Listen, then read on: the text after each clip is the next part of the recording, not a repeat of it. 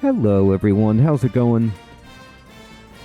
Dr. Incompetent here, and let's play some Lamplighters League, shall we?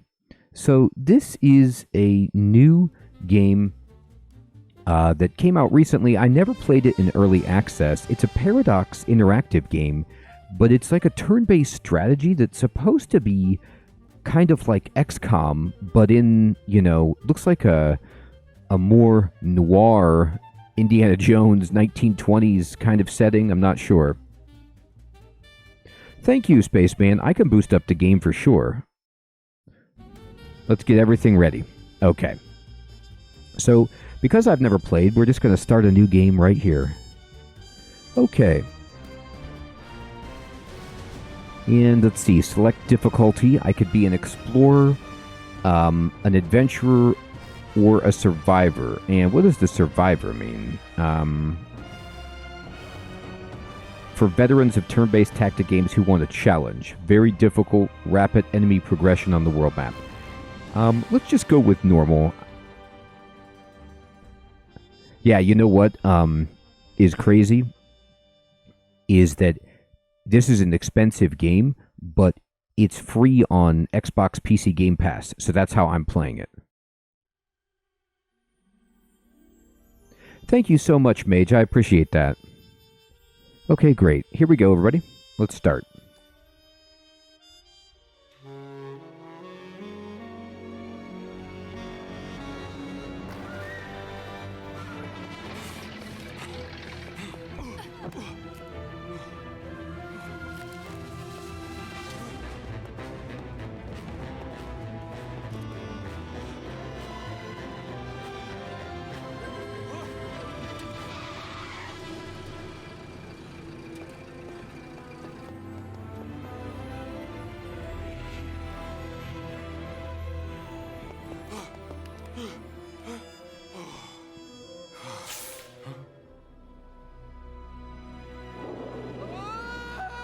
Oh boy.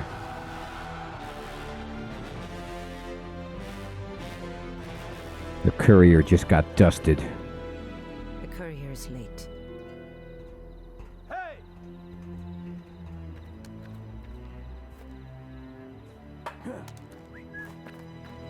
Hey, Oh my god. You're welcome. well done. What's your name again? The gentleman Jin, at your service. And we're married to that name, are we? He's fine. The gentleman What's Jin. wrong with my name?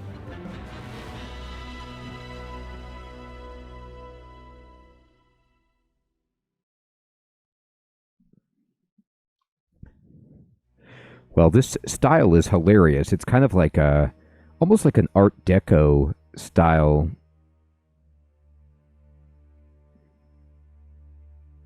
I'm looking forward to City Skylines 2 tremendously as well. I really enjoyed the first City Skylines. I played that in the early days of the channel. How about I find our missing courier? You stay here and guard my back? So you can get the baggage yourself and cut me out of the job. Ha! Nice try. Whatever you say, Gentleman Jin. Was that so hard? But that's my professional name. You can just call me Latif. So, Mage, this is a great question. This is supposed to be a turn-based tactical strategy game, kind of like XCOM. But I'm not sure. I mean, right now, it looks like we're just walking around in an isometric RPG.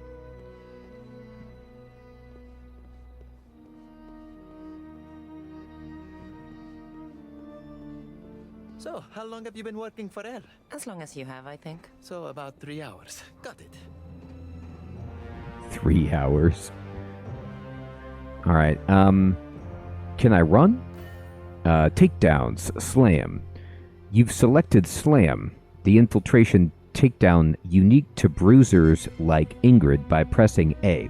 The infiltration takedowns are covered later in this tutorial. For now, close this tutorial and exit Slam by pressing B. That's pretty funny. Yeah, I didn't mean to do that. I was actually just trying to sprint. Most doors can be opened, one way or another. So this is kind of like, it reminds me of... don't want to say Baldur's Gate in this fashion, but it's got a real-time component where I'm exploring the world and I'm doing stealth and stuff like that. And then I think I'm going to get into a turn-based, environment and cover-oriented tactical battle. Agents have real-time roles: sneak, bruiser, or saboteur. The door ahead is bolted from the other side, but as a sneak, Latif can clamber up the nearby netting, then unlock the door for Ingrid. Okay, so I can switch to Latif by using the bumper The door's barred. I guess you're lucky I'm here then. clamber up. I did clamber. I like clamber as a verb. That's fantastic. And then I guess I'll climb down. And then we'll open the door. Ingrid could you not waited follow, for me. Didn't have much of a choice. Let's go. so the two became ungrouped, and I can regroup the agents by pushing up on the directional pad. They must be close to each other to group up. Grouping. Press up to group them together. When grouped, unselected agents automatically follow the one under your control, and enemies can't catch them in their field of vision. Oh, wow. So now this is definitely different from Baldur's Gate at this point, because what it's implying is that the enemies are only going to detect the character that you're controlling if you're in group mode, and your, NPC, I guess your AI-controlled allies are not detected, so it doesn't matter where they are. That's kind of cool. That prevents the whole business in Baldur's Gate where, like, you would have to ungroup, send one person ahead solo to scout, and, then come back and regroup and all that. To control each agent individually, press up again to ungroup them. Only nearby agents can group up. To include faraway agents in a group, move them closer together before pressing up. Okay. I'm going to switch back to the bruiser, Ingrid. And let's see here. Okay, well, infiltration, breaking walls.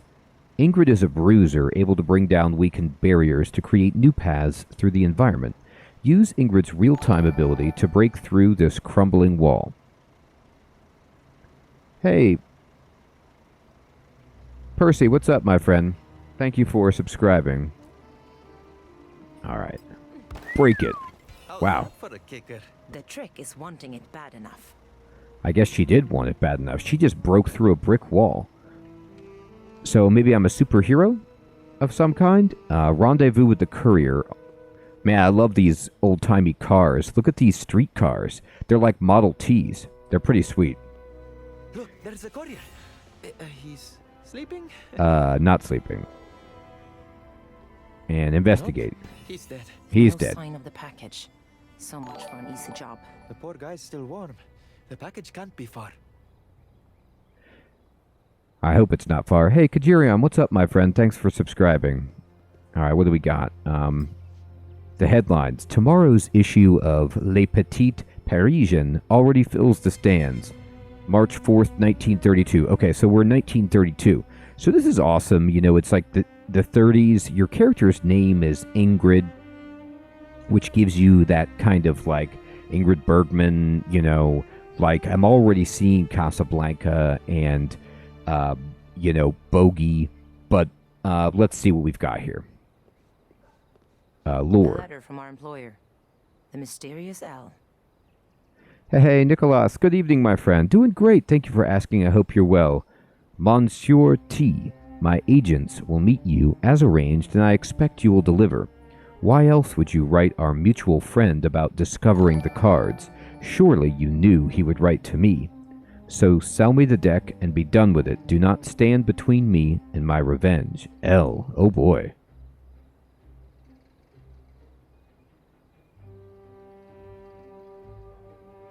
It's interesting, Mage. It's a little of both. It's funny to track it, Mage, because like sometimes people will pop into the stream and subscribe because they're watching it on YouTube Live or whatever. But then other people, they might just be watching a recorded YouTube video, not even realize that I'm live and be subscribing in that fashion. I like the graphics in this a lot. Production value is very high for this game. Let's see. So we need to find the package, inspect. The display window for this used bookstore bears 2 posters. One is an advertisement for a new brand of Spanish gramophone. The other offers a warning. The she-beast is coming. That doesn't sound good. What do you mean, the she-beast? Alright. This looks like a dead end, so maybe I want to move around the other way.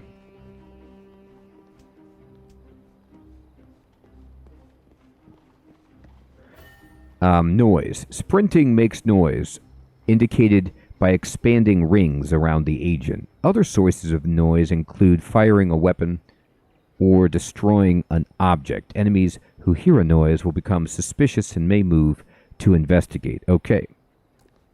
Well, I found out how to sprint. You hold left trigger, but I am making noise. But that's okay, because I'm moving too slowly for my liking.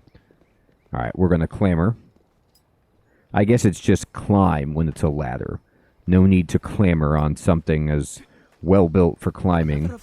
Oh my god. Who are they? No idea. But 10 francs says one of them has our package. Okay. So there's like evil soldier guy. And we got to take him down. So we're sneaking. Sizing up the options.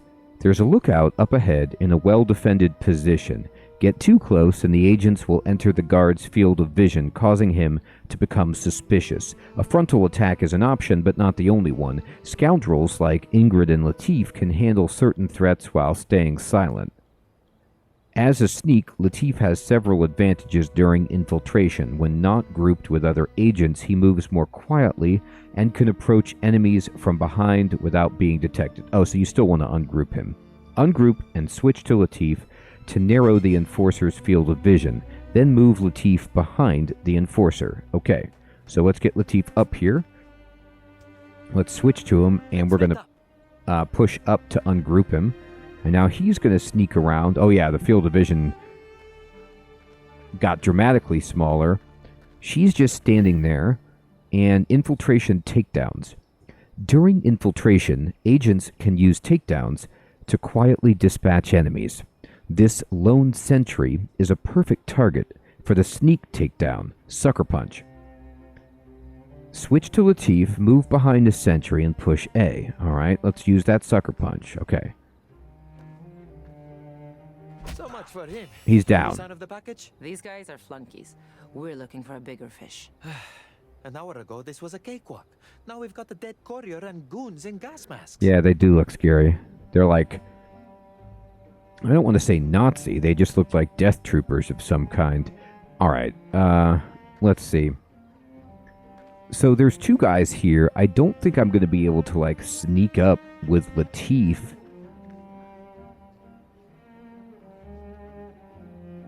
Recon mode. This is... I just pushed it because I wanted to see what it is. This is recon mode. Use it to explore the world and gain useful information about various objects, including enemies and the agents. Use the left stick to move the camera and hover over an object for info. To get more detailed information on your agents and enemies, press A. Exit recon by pressing down on the right stick a second time. Okay, so Latif has dodge, which is a passive ability, gives him evade. He has quick draw, gives 20% crit against flanked and unaware targets. Nice, and he's cloaked. Enemies cannot see or target this agent except at point-blank range. Wow. Alright, so I'll move around, and let's see. This is the Enforcer. He's got burst fire. They both do. They have 80 hit points. Recruited from the disillusioned masses, Enforcers impose the banished court's will with semi-automatic rifles and satchel charges, the most numerous of all the court's forces, but no less dangerous for it, indeed. So I'm going to leave recon mode. And I'm going to get her back in the party because Let's get it done. I don't think I can sneak up very easily with just Latif in this spot. Yeah, 2 guards up ahead. Good, they're explaining. Too many for a sneak to Sucker Punch, but bruisers like Ingrid can use Slam to take down up to 3 targets at once. That's great. Slam makes more noise than other takedowns, but dead men don't get suspicious. That's true. Switch to Ingrid and press A. Aim with the left stick, then confirm with the A button. By the way, of course, as you can see, I'm playing on the PC using a controller. I'm sure you can do keyboard and mouse too. I will say, and again, I was mentioning this to Alex before, but this is one of the reasons I'm playing it is because I always check Xbox Game Pass to see like what's new, and I have had this game on my radar because they've been promoting it a lot and looked kind of cool, and then I saw that it was free on Game Pass, so that's how I'm playing it. Alright, we're going to switch over to Ingrid, and we're going to just get in here, and I'm going to use this like outside of their field of vision, as you can see. Although the camera has... here we go. Okay, moved a little bit, but now if I do this, this targets both of them, and I'm going to use it. Oh, man. Look at what she did. She just, like, ran through them. That was sweet. Out of the way, indeed. All right. Cool. Mage, that's a great question. I don't know about that. I would bet, unless it's, like, Microsoft exclusive somehow, but I don't think so. By the way, just, again, as I'm experimenting with the vocals and everything, just let me know if the game audio is not loud enough or too loud, or, you know, what about the mix. Move past or dispatch the guards. I'm going to have Latif just go up here and take this guy down if possible. Infiltration, suspicion. Everywhere but PlayStation? Oh, okay, thank you, Alex. Make too much noise or enter their field of vision, and enemies will become suspicious, indicated by a question mark over their head. When an already suspicious enemy sees or hears something fishy, an expanding red circle appears around them, indicating they are searching their surroundings. If an agent gets caught in the circle, combat will start. But this enforcer has his back turned on some low cover, so it won't be hard to slip past him undetected. All agents can use cover to stay out of sight, even when inside an enemy's field of vision. Sneaks have an extra trick up their sleeves. When ungrouped and next to any cover, sneaks are cloaked, meaning an enemy can only see them when standing right in front of them, even when they're in that enemy's direct line of sight. Wow. Grouping up with other agents will make a sneak easier to spot, though. Stay close or split up. It's a gamble either way. Alright, so... I'm going to just kind of move over here and just sucker punch that guy. And this other guard is coming over. You can see him.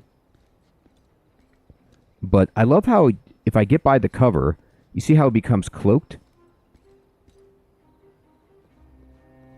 Now, hopefully this guy turns around.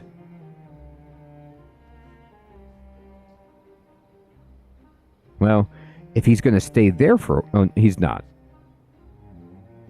He's going to... Yeah, he's going to move. Okay. Let's see if I can get the drop on this dude.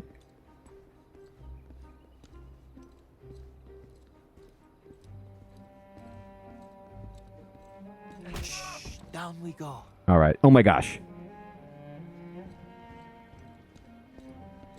That guy almost saw me. I didn't realize there was another dude over there. That's less than ideal. He's looking. He's very suspicious. He's going up the steps. Uh-oh. What's this? Inspect. Through the skylight. Below is a bank's entrance hall. Its marble columns all arrayed like chessboard pieces in a crooked game. Okay. Now, is the guy coming back down? I'm doing a lot of scouting with my dude here. Seems like half of Paris wants this package. Yeah? The gas mask wearing half. Alright, I'm gonna take this guy down. Ambushes. Sooner or later, it'll be time to fight. Best do it on the agent's own terms. Position the agents, then enter turn-based mode with right trigger.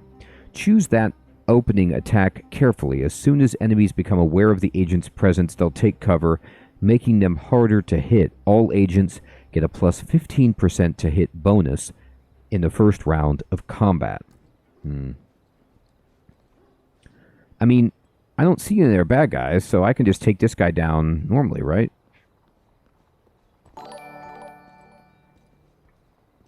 They're not letting me sucker punch this dude. Hey, Ice Cold, what's up, my friend? Thanks for subscribing. Alright, so I need to get my other person over here. She's really far away. I'm just going to run over.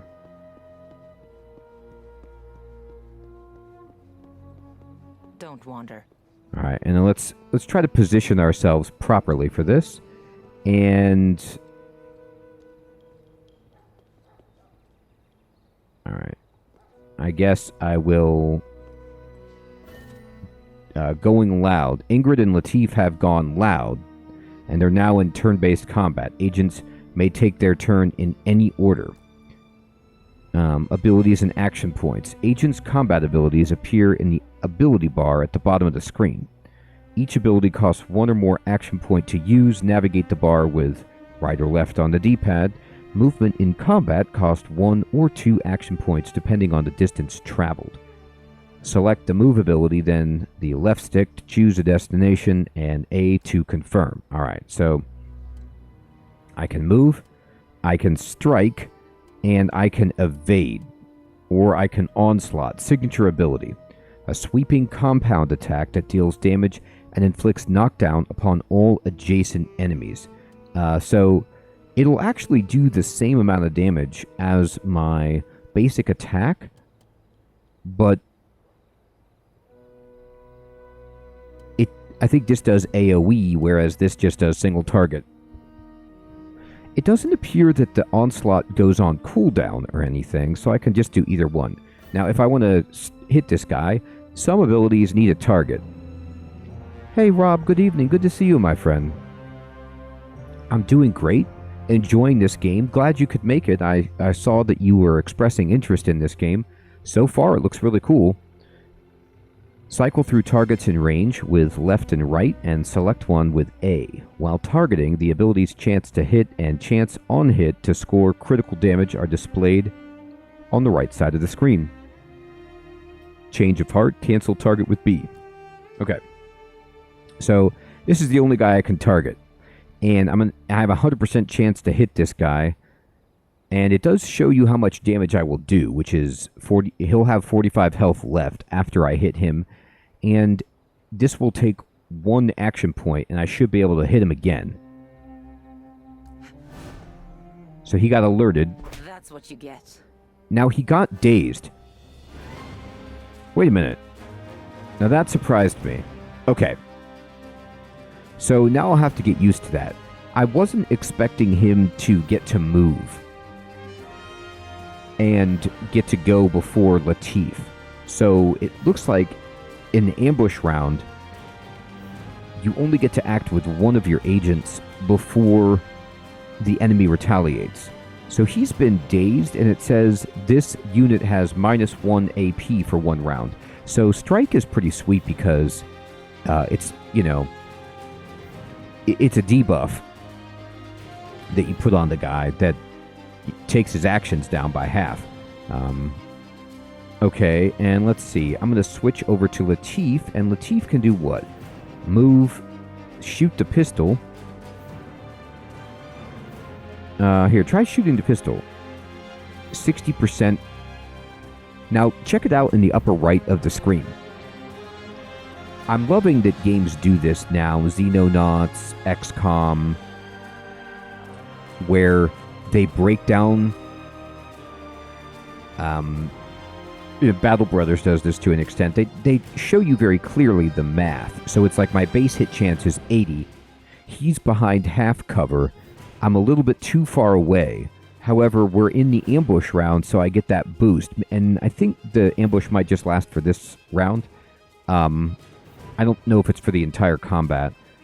So this is okay, but I'd rather move into a better position. So I'm going to cancel, and I'm going to say, what else you got? Overwatch, okay, move, and decoy. Latif sets a decoy in a cloud of smoke, becomes invisible, and moves to a selected location. Nearby enemies attack the decoy for 2 rounds. Okay, interesting. Now, I could also move, and how far can you move? I could move here, and then just shoot the guy. But why not, if there's no cooldown on decoy, why not use it? So I'll use decoy. This is a signature ability. Oh, okay. Once per mission. Okay, then that is a cooldown. I was going to say, it wasn't displayed on the initial tooltip. So we don't want to do that.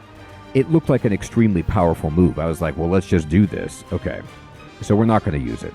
We're just going to move, and I'm going to have Latif move. I could move here and then be behind cover, but I don't know if this would mean that the shot that I'm taking from this position, I feel like the enemy would not get the benefit of cover, but let's find out. I'm going to move here, and then I'm going to just attack. Yeah, I got a 100% chance to hit. Sweet. Okay, let's shoot this guy. Something's bothering me. The courier's body was a pincushion, but none of these goons have knives. And the sooner we find this package, the better. Indeed. Okay, cool. So we took that guy down. We're back in real-time mode. We should be grouped up. Oh, no, we weren't grouped up, but now we are. Enemies don't appear to drop loot, which is a shame, but... Okay. I'll drop down with Ingrid, but I might be using Latif here. I know, Distro. I was wondering if I could. I'm going to select him. I'm going to ungroup him. I'm going to see if you can, but I don't think you can pick up, like, the gun. It's decoratively there, but it's like I can't get it, and it's a shame. I was wondering if they dropped any treasure. Maybe they do, and it's like in XCOM where it's very clear that they've dropped something. All right, so I'm going to kind of sneak with my dude and scout this out. So we're on the rooftop. They've got some chimney. Agents behind cover are harder to hit, providing them with a defensive advantage during combat. The shield icon next to an object indicates whether it provides half cover or full cover. In full cover, agents are more protected, but may lose line of sight on enemies. Enemies will take advantage of cover too. Flank them to get a clear shot indicated by the gold trajectory lines. Oh, okay. So that line that I saw last turn that was gold, that means like no cover. It really is, isn't it, Rob? It means resources are much... Alright, so I'm cloaked.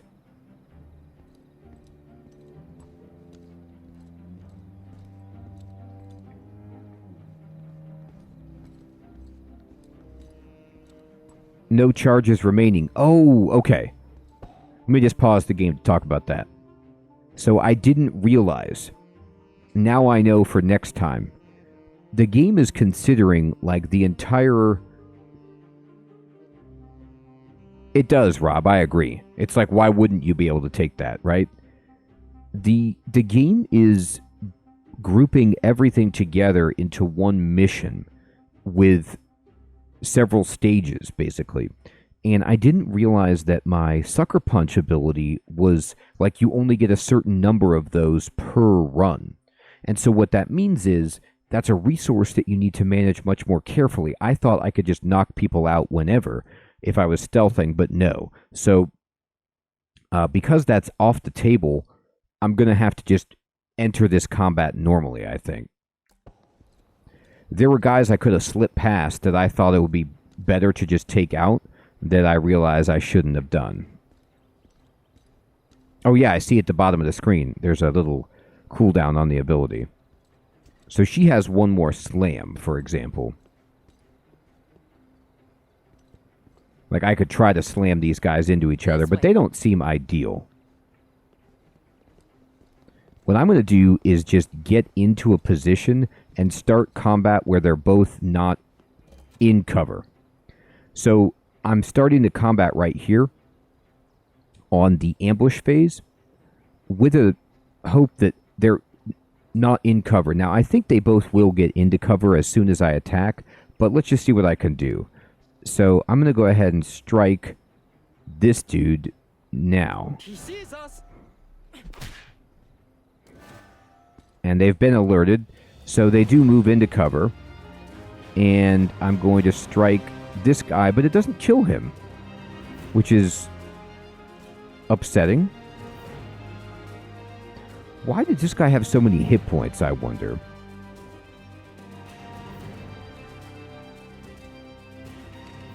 Maybe I just... You know what it is?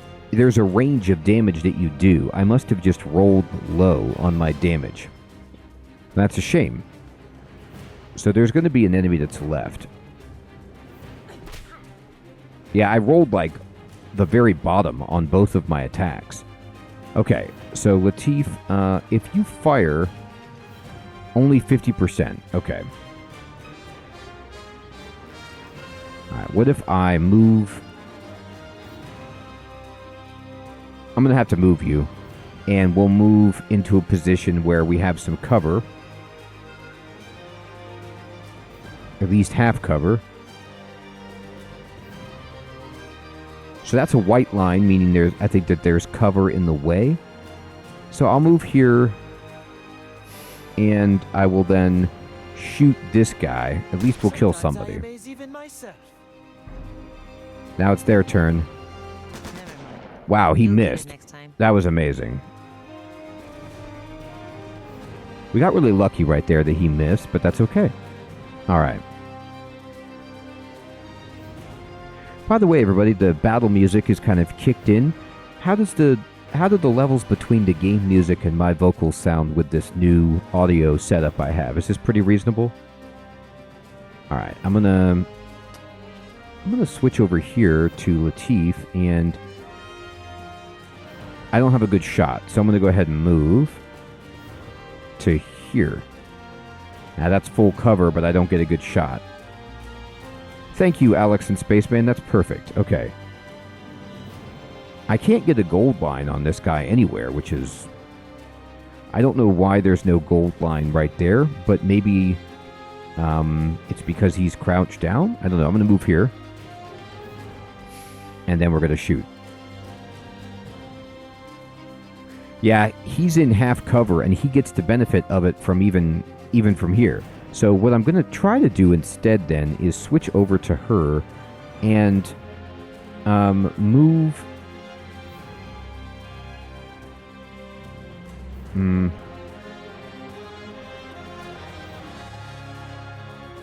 going to move up and I'm going to use evasion because it helps her dodge. Like, I have to get closer, but she can't get close enough to actually hit. Oh, wait a minute. Wait a minute. She can. Okay, I didn't understand this. I thought strike... Hey, Maximilian Red, good evening, my friend. Thank you. Thank you for helping me out. Yeah, I have figured out a way to boost the volume of my vocals, but I've always basically been using the other settings, so my game volume was kind of set much lower to be in equilibrium. And I'm just kind of tweaking them to try to make the overall volume of the stream a little bit louder for people with different audio setups on their end, just to make it easier access for everyone. Now, you'll notice I was assuming that strike had no movement baked into it, but it does. So I can actually walk right over here and hit this guy. Now, it will leave her wide open to a retaliation, which I don't like, but it does leave him with only one action point.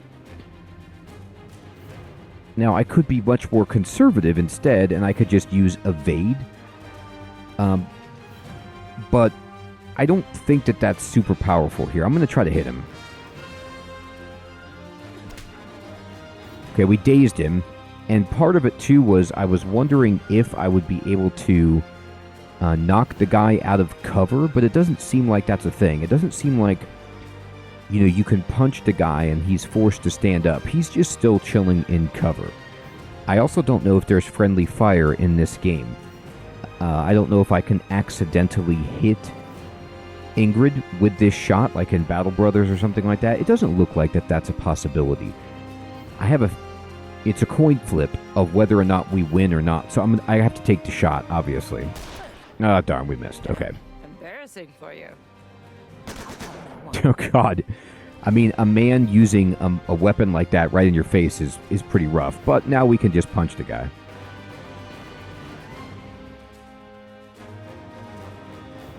Okay, Rob, thank you, my friend. I can always boost the game audio if it's too low. Area clear. Alright, so we finished that. Now, Ingrid actually got hit. So I'd love it if they dropped a medical herb or something like that for me, but they didn't. Let's move. Okay, Baby Yoda, thank you. I'll turn it up. All right. Oh, don't do that. Just climb on the ladder. There you go. What's he like? I mean, He has neat handwriting, and he pays well. you've never met him either, huh? No, we've never met him. Can I go down that way? No. Okay. All right. We're in the old warehouse district here. Shipping containers. Oh my god. Ah, they're loading the trucks to go. There's a lot of guys here. We want our payday. Okay. Take back the package. All right, so here comes the bad guys. Oh, they're coming from everywhere. All right, let's just try to sneak over this way. Looks like you don't really maybe have to fight everybody if you don't want to.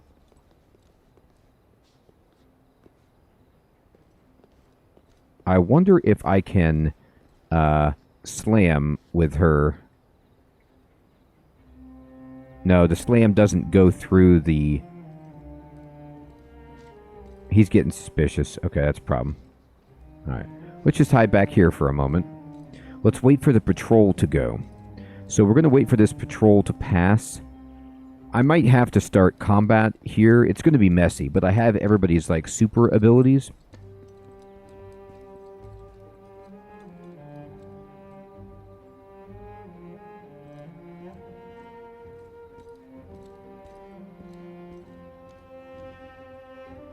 Yeah, this is where I'm just going to start combat. Oh, they got alerted. I started combat, but they still saw me. Wow, that surprised me. I didn't think that could happen. Okay, well, good to know. All right, so we're gonna move over here and strike. I'm not here to play games. I guess not. Oh my god. There's a bunch of these dudes. Oh god, 4 enemies. Yeah, Alex, you're probably right. I was wondering if I could fight without bringing the, like, if I could beat these guys up before the patrol came back around, but I think, Alex, you have 100% have the right of it here. Okay, so how big of an area is Onslaught? It's actually not that big. I can't hit them both with it right now, for example. So why don't you just go over here? It's still, like, okay, so she does 35 to 52 damage, right? I don't know why it's doing the minimum damage. Like, is the game intentionally making it hard on me? Like, I'm kind of curious, why is there a range on the damage that I have if I'm doing the minimum damage? You see what I mean? Like, I did 35 when I hit that guy right there. It says this will do 35 to 52 damage. Well, if I want to hit this guy, it's telling me right now it's only going to take him down to 10. Like, why tell me that there's a variability on how much damage I'm going to do if there is no variable?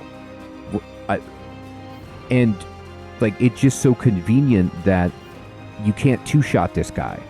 Like, I should, if I'm doing 35 to 52 damage, and I only need to do 40 on each attack, I should reliably two-shot that guy every chance. Oh, is that what it is, Alex? Okay, thank you. So it's... Thank you, you're right. Okay, so Alex has got it. It's not a range. The hyphen is what's confusing me between them. Like, it looks like 35 to 52, but if it's 35 damage normal hit, 52 damage crit, then that's perfect. That makes total sense. Okay, well then there you go. Then all of my complaints have evaporated. You have to use a different symbol, though, than a dash, you know, between numbers, because that's typically what I would consider to be a range. At least that's me. Okay, so anyway, let's see. I can hit this guy and move into partial cover. I'm going to do this, and I'm going to use Latif's ability to make the decoy. Actually, wait, how many hit points does this guy have? Latif, how much does your shot do? It does 40 exactly. Okay. Okay. Interesting. So it's very interesting that you have a pair of agents that one does 35 and one does 40, and these guys intentionally have 80 hit points. So it's like you cannot two-shot them unless Latif fires 2 pistol shots. Okay. So I will strike this guy and move there. Okay, he's hurt. And then Latif, I need you to do this. Oh, but it's only nearby enemies, so I gotta wait until they're closer to attack. 65%. Actually, that's very good, so I'll take that chance. You picked the wrong side, my friend. There you go. And then I'm gonna move you...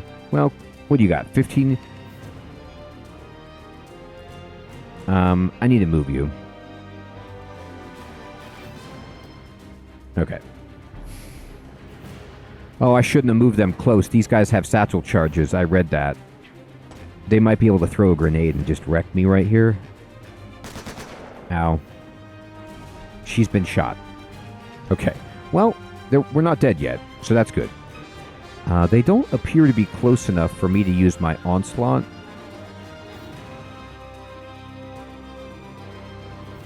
Yeah, I can't hit 2 with the onslaught, sadly. Okay. Then I'm gonna go try to kill this guy at the top and leave the 2 bottom guys because there's cover. Yes, exactly, Alex. That is what it is. Perfect. It is like Mario and the Rabbids or whatever. That game is super fun, by the way. And it's like XCOM Light, kind of. Alright, let's see. I haven't played the second Mario vs. Rabbids, but I really want to. I loved the first one. I thought it was sweet. It was like a sleeper hit. Alright, I'm going to punch this guy. And where can I move? Let's move behind him.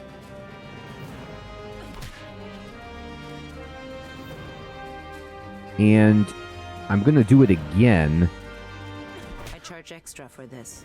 And he should have, like, no action points at all. And let's see. Go ahead and... I need you to move... Where's the best place for you to move? I guess I could just pick up the package, which is kind of funny. Oh, but he can't move that far. Okay, move here. This is partial cover. Got the package. Then it's time to go. Alright, we got the package. We could just escape, actually. I could just leave instead of fighting them. That's actually not a bad idea. Am I making this look too easy? You really want to impress me? Do that again. Yeah, you can't hit him if he's in cover. That was amazing. So, I love their banter, by the way. I like the music. I like their little dialogue back and forth. The game oozes style. I just have to do the combat more to see what I feel about how deep the decision-making is and everything. Okay, so... I don't see any reason to fight them. It's not like I'm getting experience points or something like that. I think we can just move and then just, like, get out of here.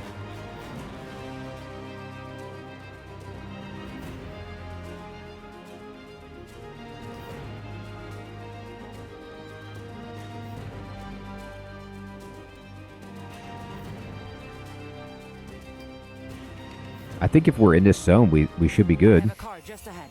We can take that to the rendezvous. Yeah, we got it. Sweet. I'm going to open this package. I think we deserve to know what we just risked our lives to steal. I won't tell. And Mr. L hired us to retrieve playing cards. Blank playing cards? A troop of uniformed mercenaries killed a man. For a deck of blank playing cards? Not what I'd call a winning hand. It will be when we trade it in to Mr. L for our paycheck. Look at like our Studebaker or whatever card that is. That looks sweet. There was something in the lore about playing cards that I remember reading, so there's more than meets the eye with the cards. I wonder if you get a bigger group than just 2 people. This is the place. From here we catch an airplane that takes us to L. Can you fly an aeroplane? Because I could probably figure it out, but... Let's hope the contact we're meeting knows how. The MacGuffin. Alright, we need a rendezvous with the contact. All agents must survive. So now it's back in real-time mode. Let's look around. A deep breath. Over the slimy salt tang of the ocean wafts the delicate floral scent of fresh oranges. Indeed. I really wonder if there's like hidden items or treasures to find on these maps. I haven't seen anything that would suggest that. These masks from Paris are here too? Impossible. There's no way they got here before we did. They're everywhere. Alright, so this is a new mission, so we're started back with 3 of the sneaking things, so we can take 3 people out. Guarding. This enemy is on guard, indicated by the yellow eye icon over his head.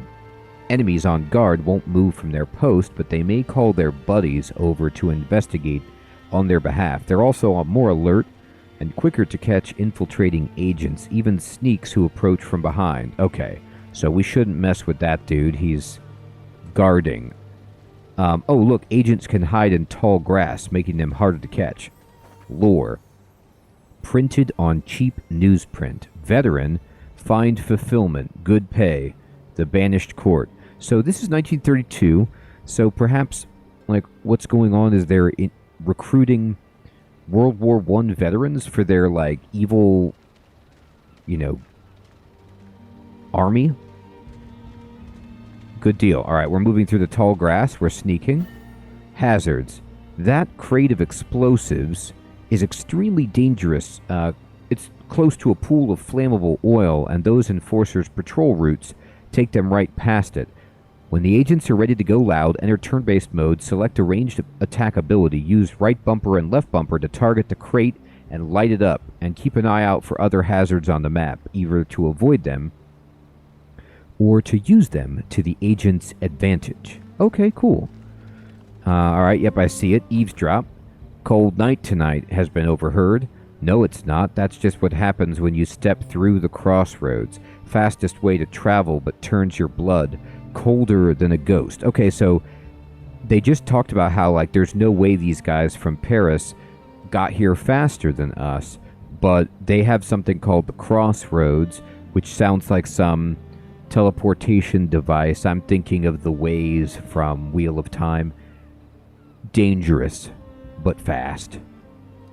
Okay, let's see. So these guys are standing there, but if I wait for the patrol person, then I can maybe get all of them at once. So we'll just kind of chill right here, see if the other dude will step into this area. Look at that. They're just like, I'm standing in oil next to dynamite. Is this a problem? All right, here comes the patrol guy. You could see the sound waves and the footsteps. And here they come. Okay, chilling right there. Let's see if he goes the other way. Perfect. All right, I'm going to start. And from this position, I'm going to have my dude shoot the dynamite crate. And you can see, this is really cool. I like whenever games are transparent like this, and they make it very clear, like, okay, if I shoot this crate, I have a 100% chance to hit it, and all of those guys are in the area of influence of the blast. So I'm going to just do it. Oh my god.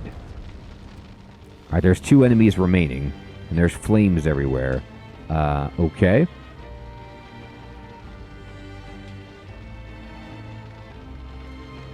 This guy's over here. He knows. Alright, so let's see. Ingrid, can you get over there and punch that guy? If I move you here... Yeah, they're just sleeping in the flames. Who doesn't want a little bit of a hot nap? One thing I would like to know is... You know how, like, in Xenonauts, for example, they let you scope ahead one movement so that you know, like, from the tile that you're planning on moving to, what's your percentage chance to hit from there? Because I'd like to know if I, for example, hey, Darren, what's up, my friend? I'd like to know if I can get, if I move to this square, are they enraged for my strike? You know, I would like an indicator. Anyway, let's just move and see what happens. Here we go. We're going to move over here. And can I strike you? I can. Now, this isn't necessarily intelligent because we won't be able to finish this guy off. Yeah, maybe I should move her. Well, I could evade. Strike is the same, though, because it takes away one of his actions, so it's always good. Take that. Alright, and then, Chin, you have 1 action point left, so hitting this guy is almost impossible. Instead, I could just try to move a little bit up here, I guess.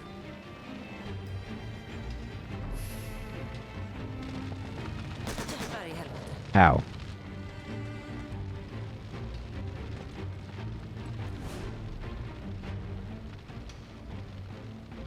Yeah, Rob, that's a great point, right? Like, come on. I mean, there's open dynamite crates surrounded by oil all over this, little warehouse area. There's got to be explosions happening all night long. All right, let's see. So... let me see if...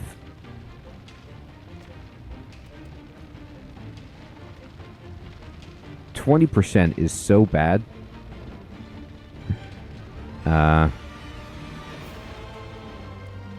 Here.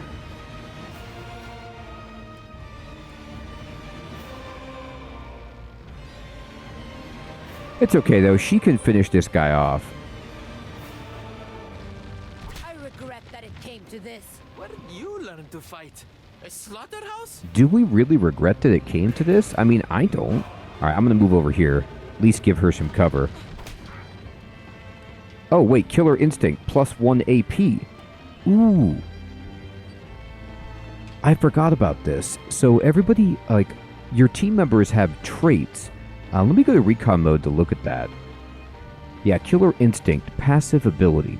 Upon killing an enemy, Ingrid gains 1 action point, can activate twice per round. So that's actually great because if I can hit this guy, our life becomes... We still can't win this turn, but we can take this guy down to just 1 action. Although she'll get hit. I could... You know what I could do is I'll evade with her. I always feel like if I'm going to evade, or I have the option to strike, that it's kind of like the same thing.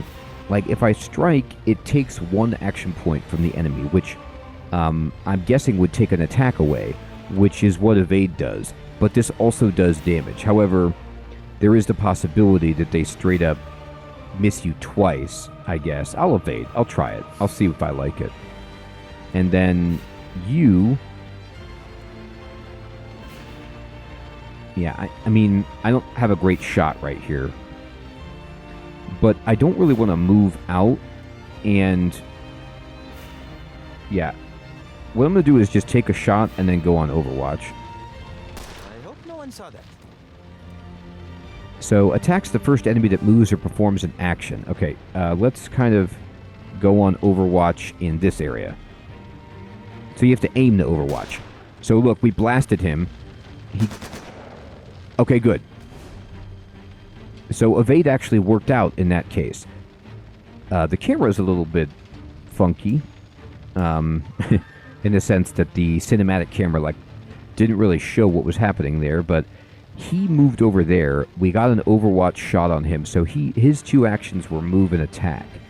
And her evade did allow her to dodge, so we'll just switch over to Latif, and he can actually kill this guy very easily from here. That's 85%. Who are these goons? Done. Secret police? Communists? I think we crit that guy. None of those seem to fit. This is something else. Moogie, what's up, my friend? Good evening. Yeah, you're right about that. XCOM 2 is notorious for that. You know, it has these sweet, cinematic slow motion sequences, but sometimes it'll just, show somebody's leg, or something. Just the camera doesn't quite have it down. All right. Let's group back up. Let's vault over this. And what's this lore? Mission report. The page is flecked with small red dots. Captain, we found a suitable candidate for the finding, and Lady Nicastro was able to perform the ritual. She says the entrails indicate Marseille as the thieves' destination. We are preparing the mobile crossroads beacon now. Note, apologies for the stains on this letter. This is the last time I stand downwind during a finding. Yikes. That finding sounds like a real hoot of a ritual to be at. Okay, let's see. They want us to go over there to rendezvous with the contact. Looks like I could probably climb up on top of these crates, but I'd rather just maybe be sure that there's no baddies around here first. Looks okay. Psst. Mr. L sends his regards. This guy right here that I'm supposed to rendezvous with or whatever. Y'all got the package? That depends. Are you the pilot? Me? No. I'm the guy who's gonna get you to him in one piece. Alright, this is Eddie. Eddie is a saboteur.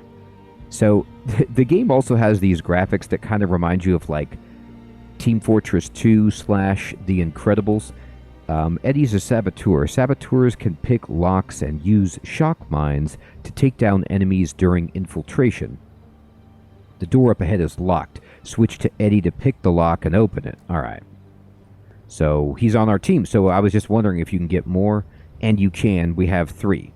So, Eddie can open the lock. Look at him picking the lock. Look alive, people! Okay, he got it. And we need to, quote, look alive, he says. I do want to investigate over here really fast, though. It looks like... Can we open this? Oh my god, there's bad guys all over the place. Cargo lot. Yeah, I could go through there, but let's go in here instead. Let's just see if there's any items or anything that we need. Okay, what's this? Items and equipment. Inventory. Agents can pick up and carry useful items in their inventory. Good, I was wondering about that. Anything an agent picks up is displayed in the inventory slots on their ability tray at the bottom of the screen. To use an item, first select the inventory slot with left or right, then activate it with A. Items like medkits are usable in both real-time infiltration and turn-based combat, while targetable items like grenades are only usable in turn-based. Okay. To drop an item, select an inventory slot and press down. Once the item appears on the ground, other agents can always grab it for themselves. Alright, so what is this? These are bandages. Well, Ingrid is the one who needs bandages. And what is this thing? This, well, I don't want to use it unless I know what it actually does. And this is some lore. An incident report translated from French from Remy Allard, Steve Dorr. It does feel like Trine, Alex, or like did you ever play the game Lost Vikings for Super Nintendo, Alex? Like, it was a game where there were 3 Vikings, and it was like the precursor to Trine. You solved puzzles with them, and they could all do different things. Like, there was a dwarf that had a shield, and he could, like, hold the shield above his head, kind of like a hang glider. Yes, it is an old Blizzard game. It's sweet. And, like, float around and stuff. Hey, Incognito, what's up, my friend? Yeah, wasn't that game cool? I enjoyed it myself. And that's what it reminds you of, yeah, where you have, like, these very different roles. There was also a game... There were some games for the Nintendo that did something similar. Obviously... Oh, 8 Eyes. Like, there was this game called 8 Eyes for the Nintendo where one player could be a bird, like a hawk, that landed on the main character's shoulder. And the main character was like just a regular humanoid, Castlevania style. And the bird you could control could like fly around the level. You could play it 1 player, but you could play it 2 players simultaneously, and each person like had a completely different role. It wasn't the best game, but it was a cool concept. All right. At or around 2100 hours, a troop of unknown soldiers entered Dock 94 of Viewport de Marseille without warning or authorization. Yeah, Maximilian, wasn't that a cool game? Yes, the old Shadowrunner games were great too. Like, there's a Shadowrun game there's one for Genesis and there's one for SNES. The SNES Shadowrun game, I think, is more like 1 player, kind of a detective game. I really enjoy that. I've actually been looking for a copy of that at some point.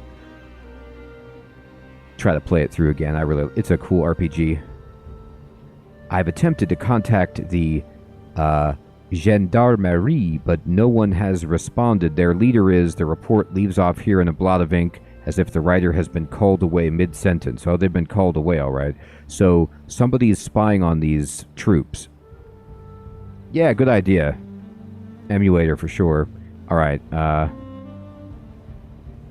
right, let's go through here. We can open this. Didn't catch your name, cowboy. Eddie Sawyer. Pleased to meet you. They call me the Gentleman Jin. Sure thing. Your turn, sister. Just Ingrid will do. Let's keep moving. Boy, these are strange bedfellows, these party members. The Gentleman Jin, indeed. All right, so there's bad guys all around here.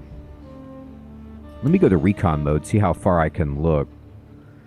You can look around very far on the map in recon mode, but you can't really see too much that your characters currently don't have in line of sight, which makes it fair. I mean, it wouldn't make any sense if I could see, but boy, look how huge this level is as I explore it.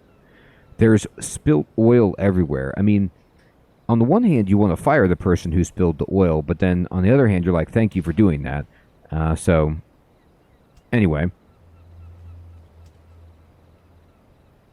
Yeah, exactly, Maximilian. Yeah, I'm sure Lost Vikings was probably a PC game first before they ported it to the SNES, but I could be wrong about that. All right, let me check Ingrid in recon mode. Will it tell me what her inventory does? I can't see her. They're all grouped together. All right, here. Move over here. Nah, it doesn't show you.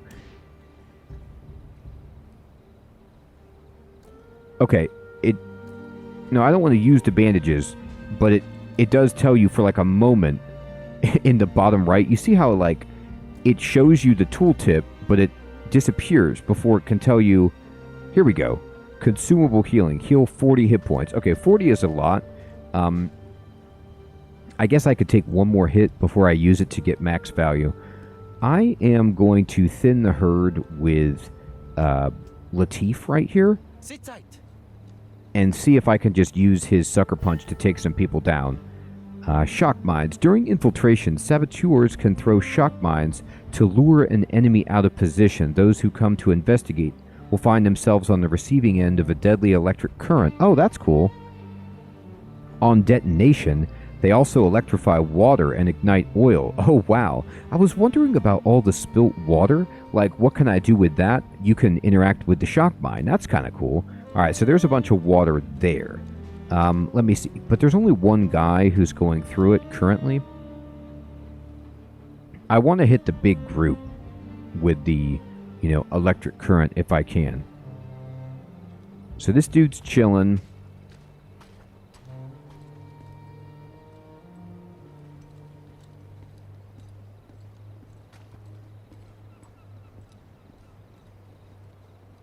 Took care of that one for you. All right.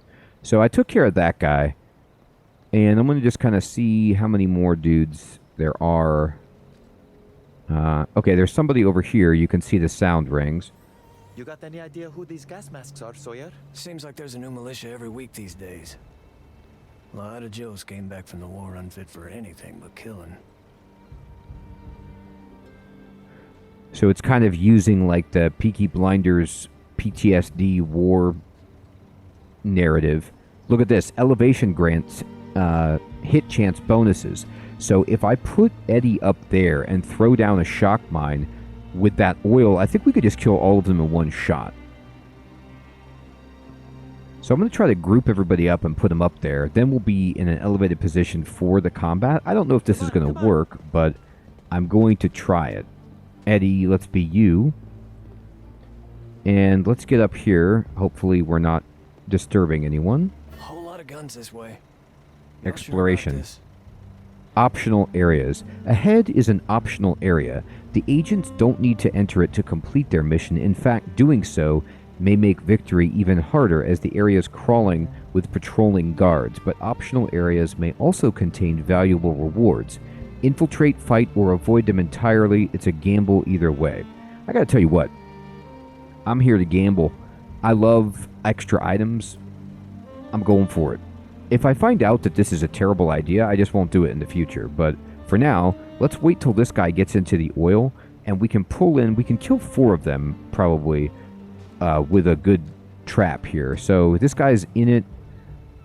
Let me go ahead and just throw this. So if I throw the shock mine, this will hit all of these dudes. This always works. Except when it don't.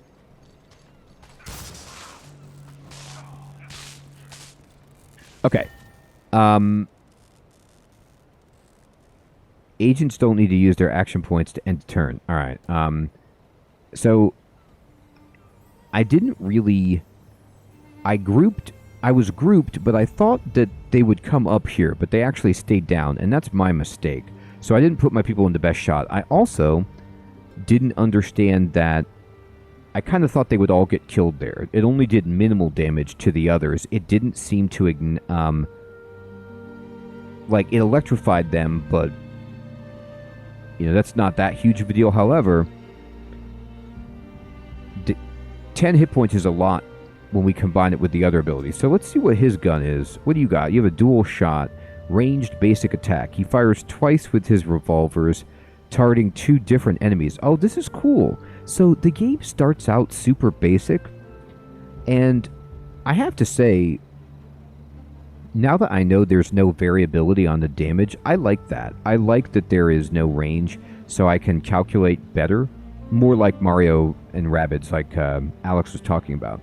And when you compound the fact that this guy can target 2 different enemies with his shot, it gives you some really, really interesting mathematical choices here. So how do I want to do this? I can run up and punch somebody if I want with my bruiser, or I could just get into better position. Now, Latif, can you shoot anybody right now? You have a really good chance to hit this guy. But then I think if I take this shot, then the enemies will actually, like, run into cover and become more alerted than they already are, if that's possible. But I'm going to take it anyway. All right, good. Yeah, so they're going to start moving. There's 4 of them, and they've been alerted. That's okay. We are going to now shoot again. Or I'm going to just look at the... No, I'm not going to actually shoot again. I'm going to instead move to here. And this should be enough cover for him to dodge. And then you have 2 action points. Exactly, Moogie. Only one way to find out indeed. And I could Overwatch. I could also Barrage. I still want to probably save these for a boss situation. Let's just see how it goes. Alright, dual pistols allow you to pick 2 targets. Okay. Alright, so I have a 90% chance because I'm from elevation. Yeah, I should probably move Latif up here. Alright, so why don't we hit that guy? Alright, we at least killed somebody. And then you can...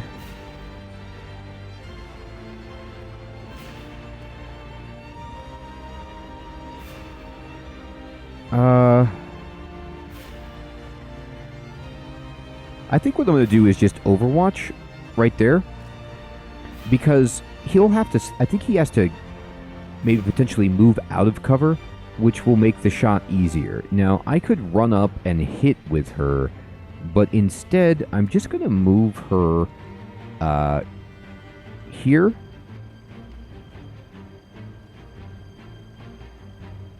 Oh, awesome, Maximilian. I'm so glad you're enjoying those Dwarf Fortress guides. Yeah, I think I'm going to post another episode of the Dwarf Fortress guide tomorrow, my friend.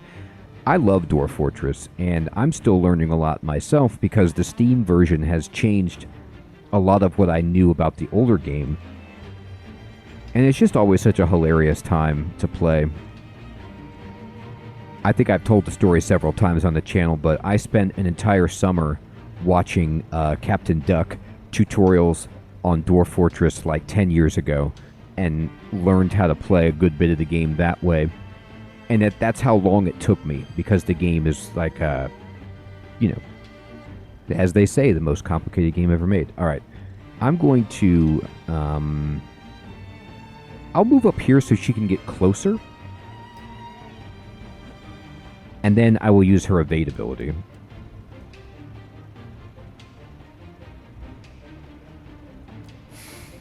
You know, Alex, Sea of Stars so far is really good. I'm going to need to... look at that. Nice Overwatch, dude. Alright, so she's hard to hit.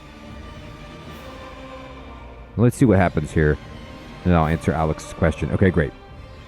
So Sea of Stars so far is really, really good. It scratches a lot of old school SNES, Sega Saturn, like RPG vibes. You get some Chrono Trigger vibes to it for sure. But the first hour of the game is like exposition. You know, just kind of setting the stage with story. And now I feel like I finally get into the mode where I'm going to actually get to see what the combat and play loop is like beyond just the kind of like initial phase. So I'll be able to tell you more as I play more of it. But so far, graphics are great. The music is cool. And the combat system has some nice touches to it.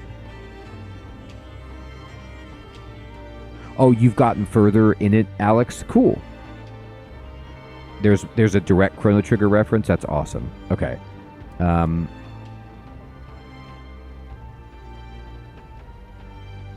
Oh, nice, Alex. Okay, great. Yeah, I'm enjoying it so far. I need to do what?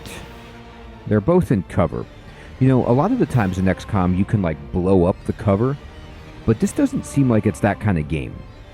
So instead, I'm just going to see, can you punch and kill this guy? Yeah, she has a 100% chance to kill this dude, so I'm going to take it. One less to worry about. And then she gets to Killer Instinct. Okay, I'm officially into this game. Just in the sense that, like, we'll see. Maybe it shakes out that it's not great, but I'm loving whenever you get to play a tactical turn-based game like this and you get really meaningful choices to make, I'm always invested. So I love the fact that she just got an extra action point. So now she's back to 2 action points for the round, which really changes what I was thinking about.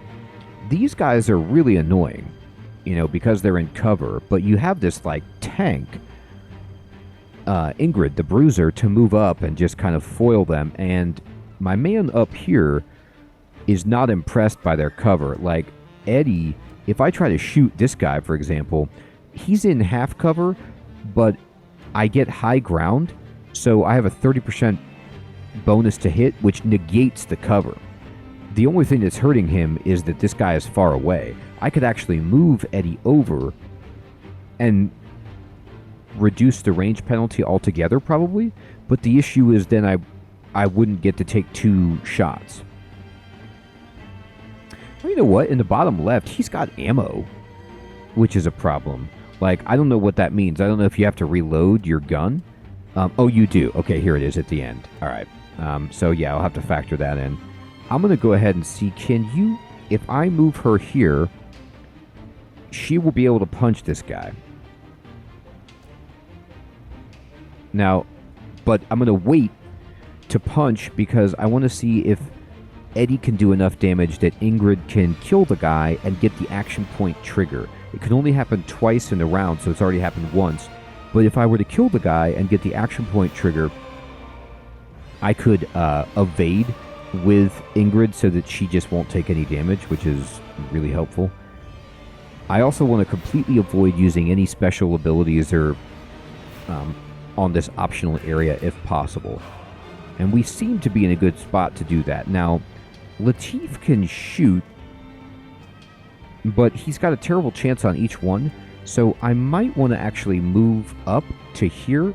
It'll take 1 turn of his shooting away, but then we'll have elevation, which will benefit us tremendously. So we'll have half cover and elevation.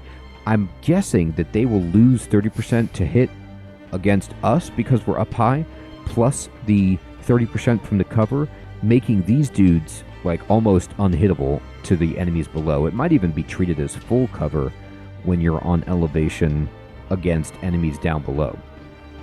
And this kind of like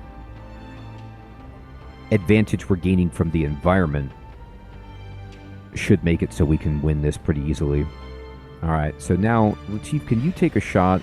It's 60%. All right, so you really need to hit. Good, you did hit. I like that a lot. And then I need you to just hit this guy once. Told you I could handle this on my own. He actually did hit him once, which is all I needed, because then she can come over and finish this guy. All right, and she's got the killer instinct, which we will use on evade. And now she's done. Now I can overwatch with Eddie, but I don't think it'll work because the enemy's too far away. So I'm going to actually reload. I think all of my characters are safe. This guy's going to have to move. Like, yeah, he's vaulting over. Now, he tried to take a shot, but remember, like, he has to move, which is 1 action point, and then he fires, which is an action point. Those are his 2 actions, and her evade makes the first attack automatically miss. I also love that they tell you how many enemies are remaining. I mean, you know, XCOM does this as well, but it's great to know that, like, there's no add-ons happening that are going to come surprise me. So from here, I can just go ahead and just take a couple of shots with Eddie. And we hit him once. And let's just do it again. Bam, bam. Okay, good. Almost dead. Latif, you can hit this guy, right? Toto is better than this. You are better than this. Try again. Line him up. There it is. Knock him down. All right, sweet. So all I had to use to clear that optional area was the shock mine. And it seems like such a good time to use it This way. that, of course, like, why not? Now hopefully we get an item that makes that worthwhile. Alright, she's in the group.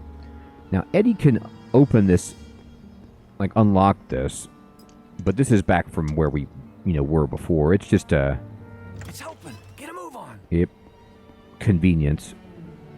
Alright, let's see. Maybe there's something in this doorway under the light over here? I'm just going to run. I know it's making a lot of noise, but whatever. And we can open it. And oh yeah, there's items all over the place. So we got some bandages. There's some more bandages. There is a firebomb. That's perfect. Yeah, take the firebomb. And what is this? This is some lore. Harbor log, translated from French. Quai 94 arrived 3rd of March 1932. It's a sea airplane. The designation is Vaudeville Gina, Captain Nicola Constantaris, port of origin Valenta, passengers 1 American. Addendum: the pilot of this vessel is an alleged smuggler wanted in the United Kingdom for transport of illicit materials. No action to be taken at this time. Let the Brits see to it. Addendum 2. Constantaris' passenger also has a warrant of arrest in the United States. No action to be taken at this time. Oh, thank you. It's pronounced K and it means dock.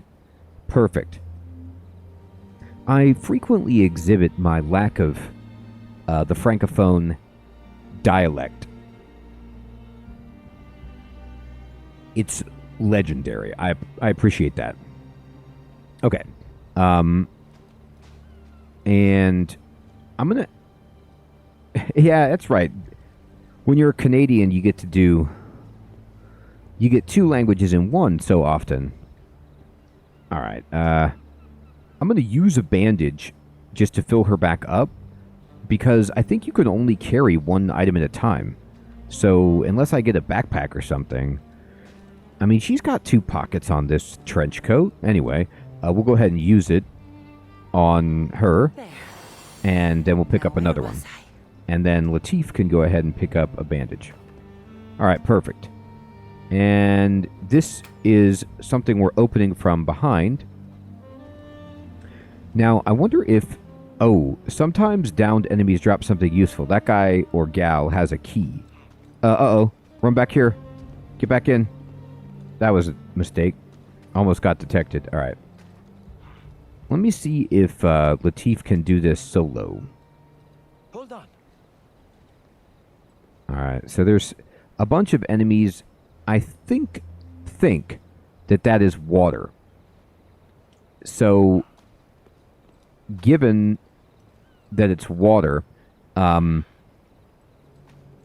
shock mine will work, but it won't kill them. It'll do like what we saw before.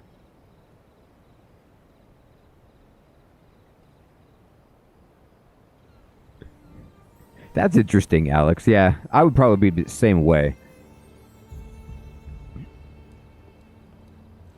If I were in a situation like that. Not able to write it. Okay, so there's 2, but there's only... oh, there's 2 that you can clearly see. I want to wait for the other one to come over. So I'm going to switch to Eddie, and hopefully he can get the mine in there at the right time.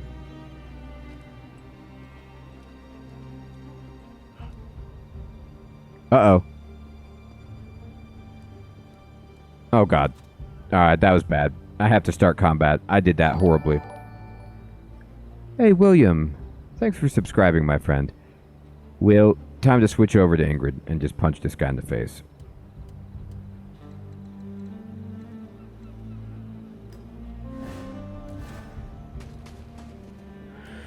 Oh, no, it didn't work very well. Okay.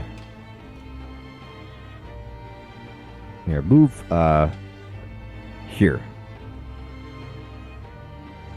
Boy, look at those enemies. They are so unbelievably out of the water area. Like, they couldn't have picked a better spot to go that's not in the water. They were aware of that. Alright, that's fine. That's why we got the bandages. To compensate for my poor decision making right here. All right, Latif. Shoot the pistol, 30%. All right, here. Where can you move? If you move here...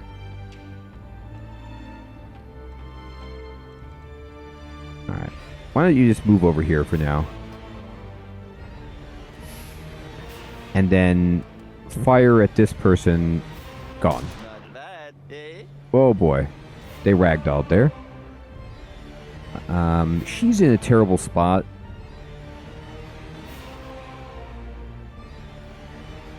Yes, Incognito. I love Baldur's Gate 3. I'm actually going to be streaming Baldur's Gate 3 tomorrow night. Because I'm having such a good time with Baldur's. Oh, I see, Alex. Cool. So you spoke French around the house with your parents. All right. So Eddie's the only one that gets to go.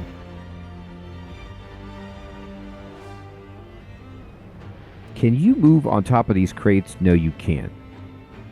Why don't you move up here? Maybe you can like block a shot or something. Now this is, I believe if I go into recon, this is water, right?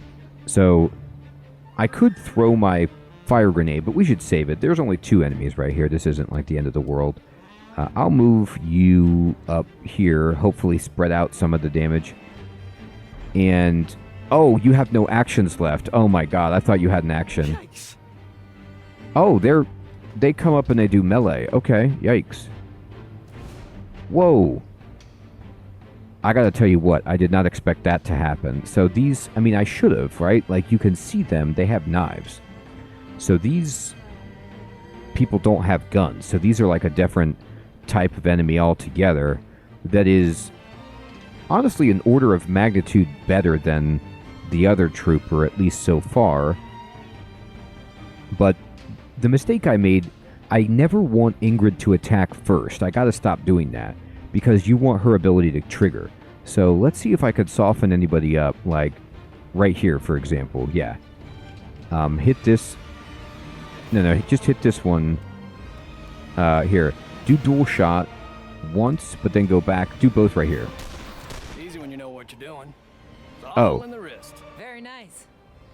Oh, he killed them. I must have... No, that isn't...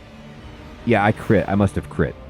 Let me go back, and he had this thing called quick load. Let me see what that is. I'm going to go to recon really fast and just hover over Eddie and just see what this is.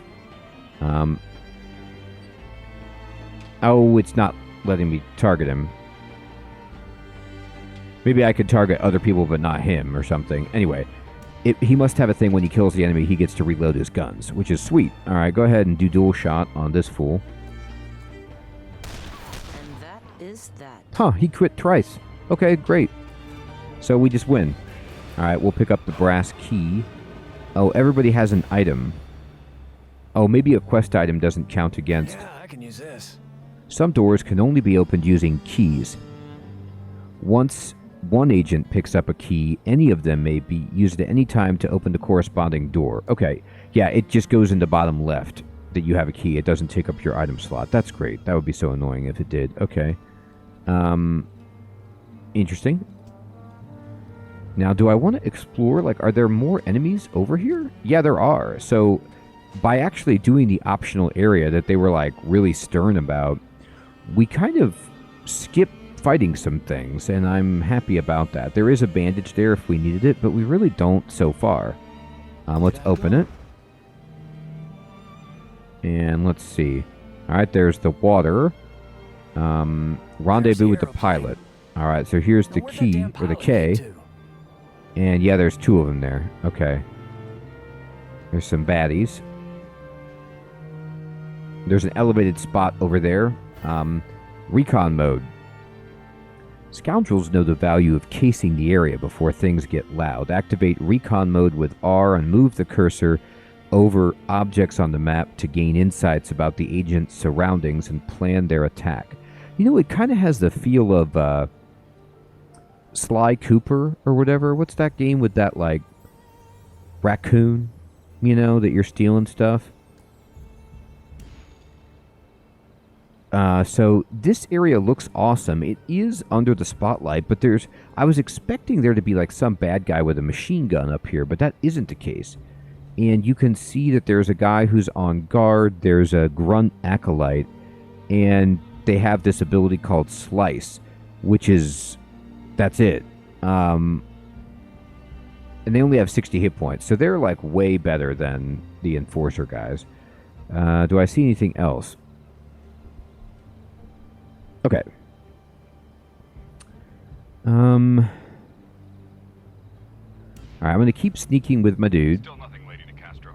Uh-oh. Maybe you got the location wrong? They will be here, and the deck with them. Doubt me again, and the next entrails I read will be yours. Alright, so there's Lady Nicastro, who is a scion.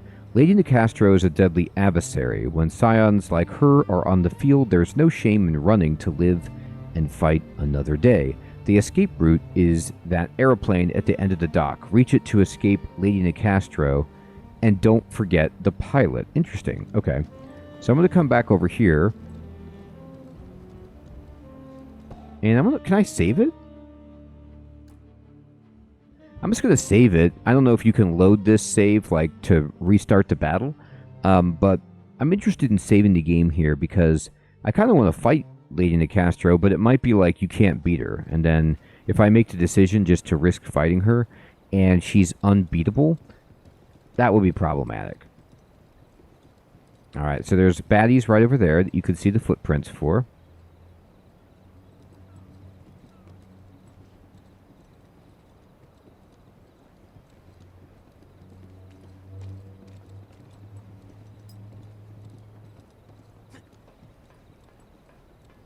Okay, so I've got this guy like scoped. I'm going to do recon mode with Latif up here, or the Gentleman Jin. So there's some dynamite here. There's an enforcer here, an enforcer here. There's Lady Nicastro. Let's look what she's got. So she's immune to poison damage. That's fine. She's immune to all real-time takedowns, of course. She has 350 hit points. That is a problem. And she stresses you out if she crits you. Okay. I can see now that trying to fight her is not a good idea. Because she's just so formidable. That's a lot of health. So there's an airplane there. But I need to somehow distract her and get her out of the way. There's the pilot. There's an acolyte. You know what we do, though, is all we'd have to do is start the combat like before. I can't sneak past her. What we'll have to do is start the fight and then, like, interact with the pilot with somebody, Captain Nikki, and then just everybody runs full on for the airplane and we escape, like, Indiana Jones style. So long, Lao, and everything goes great for us when we do it. Now, I could also just fight them. If I hit this dynamite crate, this is water, not oil. So that won't really do anything, but the shock mine could interact with that. Now this is, however, oil. So I could throw the firebomb grenade I got at people. If we want to fight, I think I want Latif and Eddie up here. And we just take down everybody except for Lady Nicastro. And Ingrid goes along the bottom and tries to get the pilot. And then we bail after that happens. Now, I don't know how reasonable that is, but it seems okay. So what I'm going to do is I'm going to switch. I'm going to get out of recon mode. And I'm going to switch over to Eddie. Hey, Funny, what's up, my friend? Good evening, good to see you. And I'm going to go over here.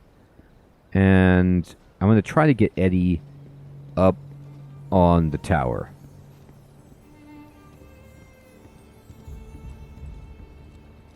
Move out. Uh-oh, don't be grouped. Okay, we're not. I know, funny. I'm not sure yet.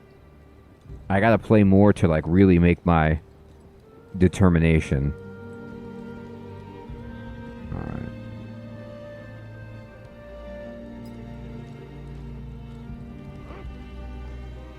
Okay, he's up. And Ingrid. So my idea is I can move Ingrid now and use her. We still have her, like, slam ability that we could use to try to, like, knock some people around and start combat, you know, with things in our favor. There's the acolytes over here.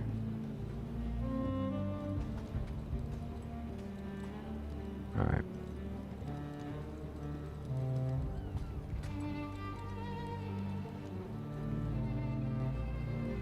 Ah, that person is standing there. If I... Oh, no. Hand over the deck. Make me an offer. We're not for sale. At the Uh-oh. moment. Okay. They saw me. I thought he was hidden up there. Somebody saw Eddie up there. I should have moved him there last. Okay. Well, now where things are getting interesting. All right. Let's do what we can then. First of all, Eddie, why don't you throw this fire grenade here? She's not in the oil, of course, so it actually wouldn't hurt her. But what we can do is... Let's not even shoot her. Can you hit... Well, who would this hit? Not really enough people. Alright, so go ahead and shoot... Not her. Can you not see the commando?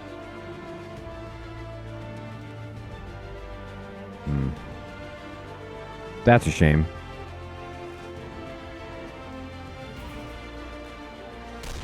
Let him have it. Alright. Missing there was unfortunate. Alright. I hit that one, and then... I guess? Gosh. You missed that one 2 out of 3 times, dude. That's so bad. Alright. Okay. Latif, what I need you to do is shoot the pistol at the dynamite crate.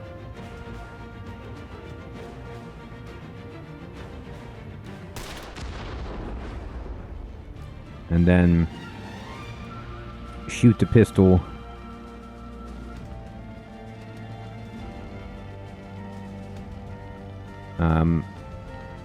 that guy's not dead? I thought he died. Alright, we gotta kill that guy. Ingrid, you can...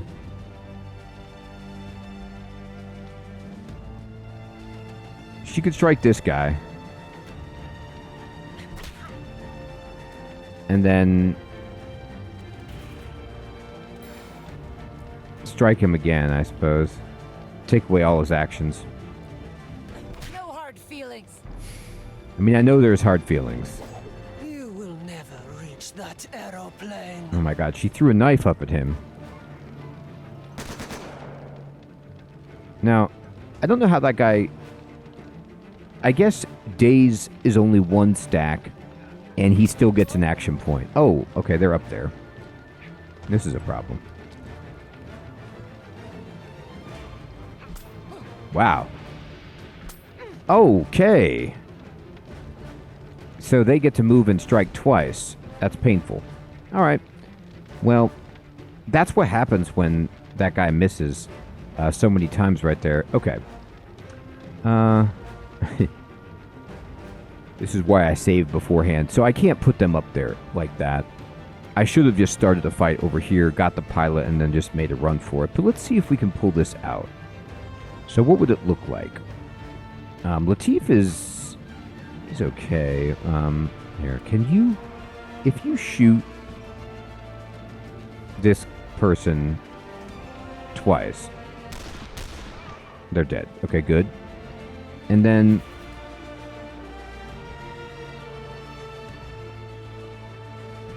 if you... oh, he's out of ammo. Alright, then. If we threw the grenade... you kill the guy with the grenade. I was wondering if we could hit that crate, but probably not. Only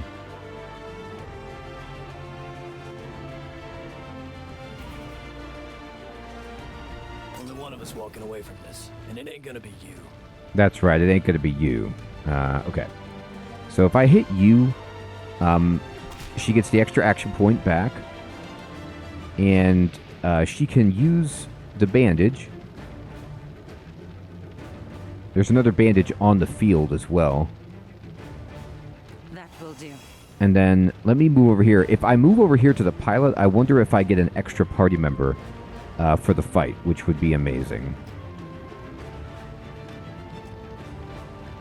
Okay, Latif.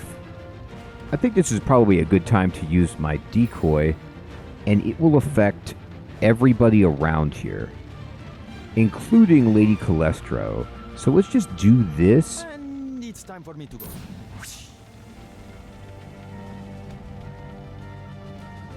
Alright, and he moved a little bit. And then, who can you shoot?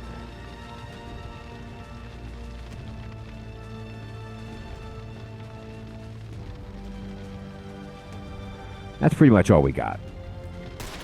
Alright, that's a good shot. What is this? Some kind of a gas, maybe? Uh-oh. Enough! My sword's thirst! Okay, so she put a gas down, but luckily it was on the ground. And now they're attacking the decoy, which is exactly what we wanted to have happen. And is fine. So, let's go ahead then, and let me go to Ingrid. I need you to move to the pilot. Make contact. We're with Elle. You must be the pilot. On missions, Sure am. Get me to my bird and we'll scram. allies like Captain Nikki have a few tricks, but their real worth lies off the battlefield. Okay, so never mind. They're not going to fight for us. I thought maybe he was like a trained killer. He's a trained pilot. Okay. So, Eddie, can you... you're going to have to reload. There's no choice. And then can you shoot and kill... oof, the chance is so low. In smoke. That's a shame.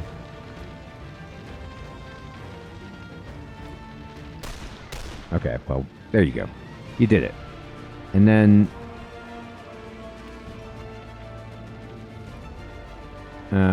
let's move you out of here. Okay. You got no targets in range anyway. The decoy is still up there. So I think I might just move way over here.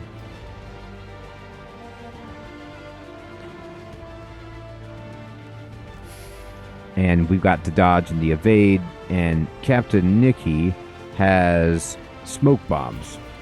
That's the... and a precision shot that does 40 damage. Oh. You mean a few tricks up their sleeve. That's amazing. You do more damage, like you do the same damage as Nikki. Okay, so then can you move... well, can you shoot this guy? No. Alright, I need you to move, like, over here. And then, what is this smoke bomb? Creates smoke in the area. Smoke makes it hard. Okay, good. Yeah, let's just, like, make some smoke. I could also probably shoot that guy. Not a very good chance. You're not very accurate. Oh my god. Hopefully you don't get... I think I might need to move you. I think you're okay from the dynamite, but I'm not sure. Let me see this. If I try to shoot the dynamite, he doesn't look like he's in... his feet look out of the area of effect. So I feel like I'm okay. I could be wrong, but let's just throw a smoke bomb anyway, like right, you know, here.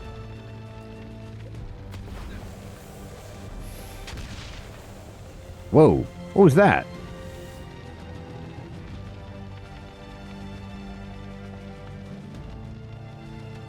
Oh my god. What will your blood Oh my god.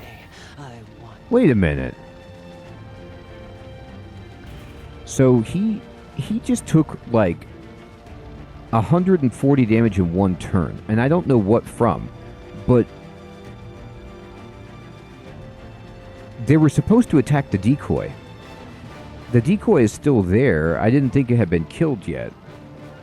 I kind of assumed that I was still safe from the decoy, and that turned out to be a false assumption, and I'm ruined. So he's dropped to 0 health and he's in mortal danger. Agents in mortal danger can't fight or even move. A teammate has to stabilize them within 3 rounds or they'll be lost. Stabilize agents in mortal danger by sending another agent to their imperiled teammate's side, then use the ability. Okay, wow. Stabilized agents come back in dazed and with reduced health. Beware, each agent can only be stabilized twice per missions. If they're down the 3rd time, they're lost. Lost agents are not always gone forever. There may be ways to recover them later. Jeez. must have those Yeah, cards. she did attack the decoy, but after she killed my guy. Worthy adversaries. That's You lame. want the undrawn hand? Take it. I can claim the tower without it. Now, I wish there was a combat log. I don't even know what happened. There was like an explosion that hit him, but I don't see what... Did somebody throw a grenade up? Maybe she did. Maybe she threw a grenade, then moved up, then hit him for 90, then hit the decoy. And that's just because she's like got a million action points because she's super powerful. That's possible. Alright, so... Here. Go stabilize. Oh, you can't. Not even close. Not this turn, anyway.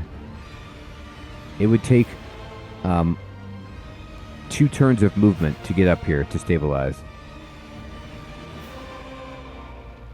Ouch. Okay. Let's see. Can you shoot this guy? Kind of. Smoke bomb's working against us. Alright.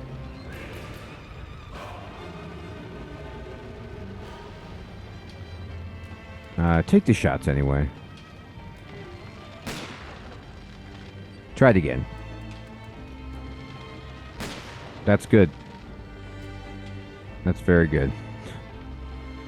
Alright, alright. Poorly designed on my part.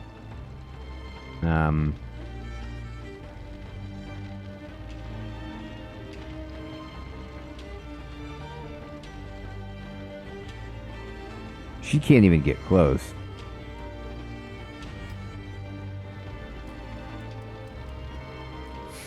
Alright. Okay, and... I mean... Alright. I'll move up here.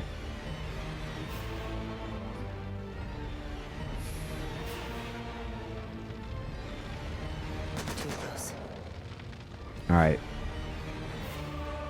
Stabilize is a legit action. So, go ahead and do the, where's stabilize? Here it is.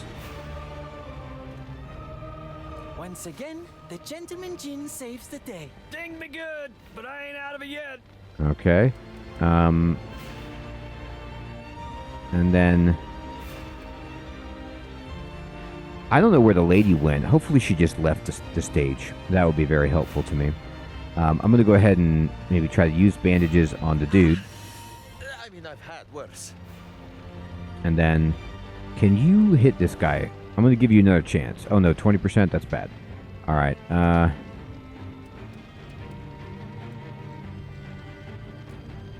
here. What about... Oh my gosh. He healed himself with the bandages. I thought he was healing... Oh, that's terrible. I misunderstood that. Okay. Well, you win some and you lose some. I need to move over here. Or do I? Can you take a shot? Yeah, you can. What are you waiting for? To the aeroplane, quick! Yeah, we're trying. I need you to move here. And then I need you to hit this guy. Now, I also don't know if it's one of those situations where it's like, if she... Follow me. Oh, we're out of combat. Oh my gosh. The Lady Calestro did leave combat. Well, that's fortunate. Give me a moment. Well, now we can give her back up. Now we're fine. Okay, oh my god. So she came up, did all that stuff, killed the man, and then left. I'll tell you what, I'll take it.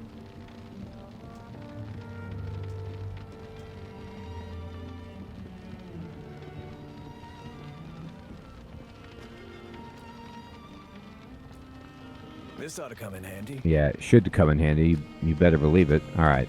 Let me just make sure there's nothing else. No secrets, no nothing. And then we'll hit the airplane. All right, you can't go through there. We got the bandage that was lying there. There's another bandage over here. This is good. All right, we're going to go ahead and use the bandage on my dude. Stop the bleeding. Yeah, Good good. to go. Please stop the bleeding. And then, okay, everybody else is all right. Let's keep going.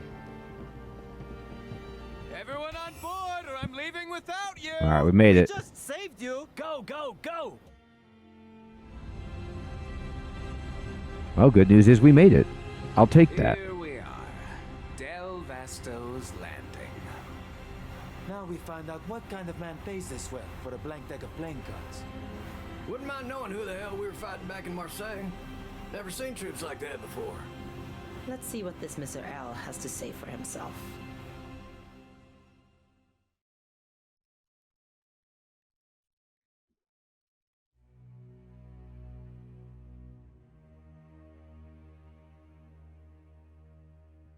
Mr. L. Let's see what they say indeed.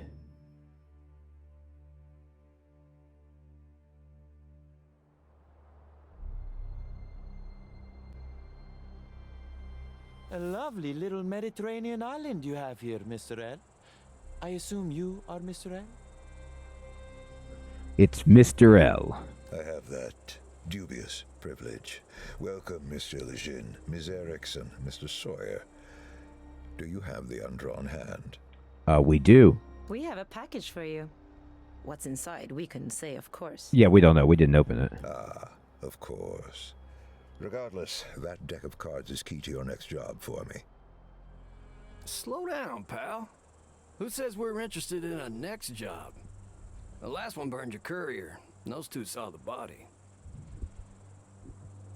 Then you three may divvy his pay among yourselves. And I'll sweeten the pot for this next one. 50%. Wow. Sweetened. I like when people sweeten the pot. Any kind of pot.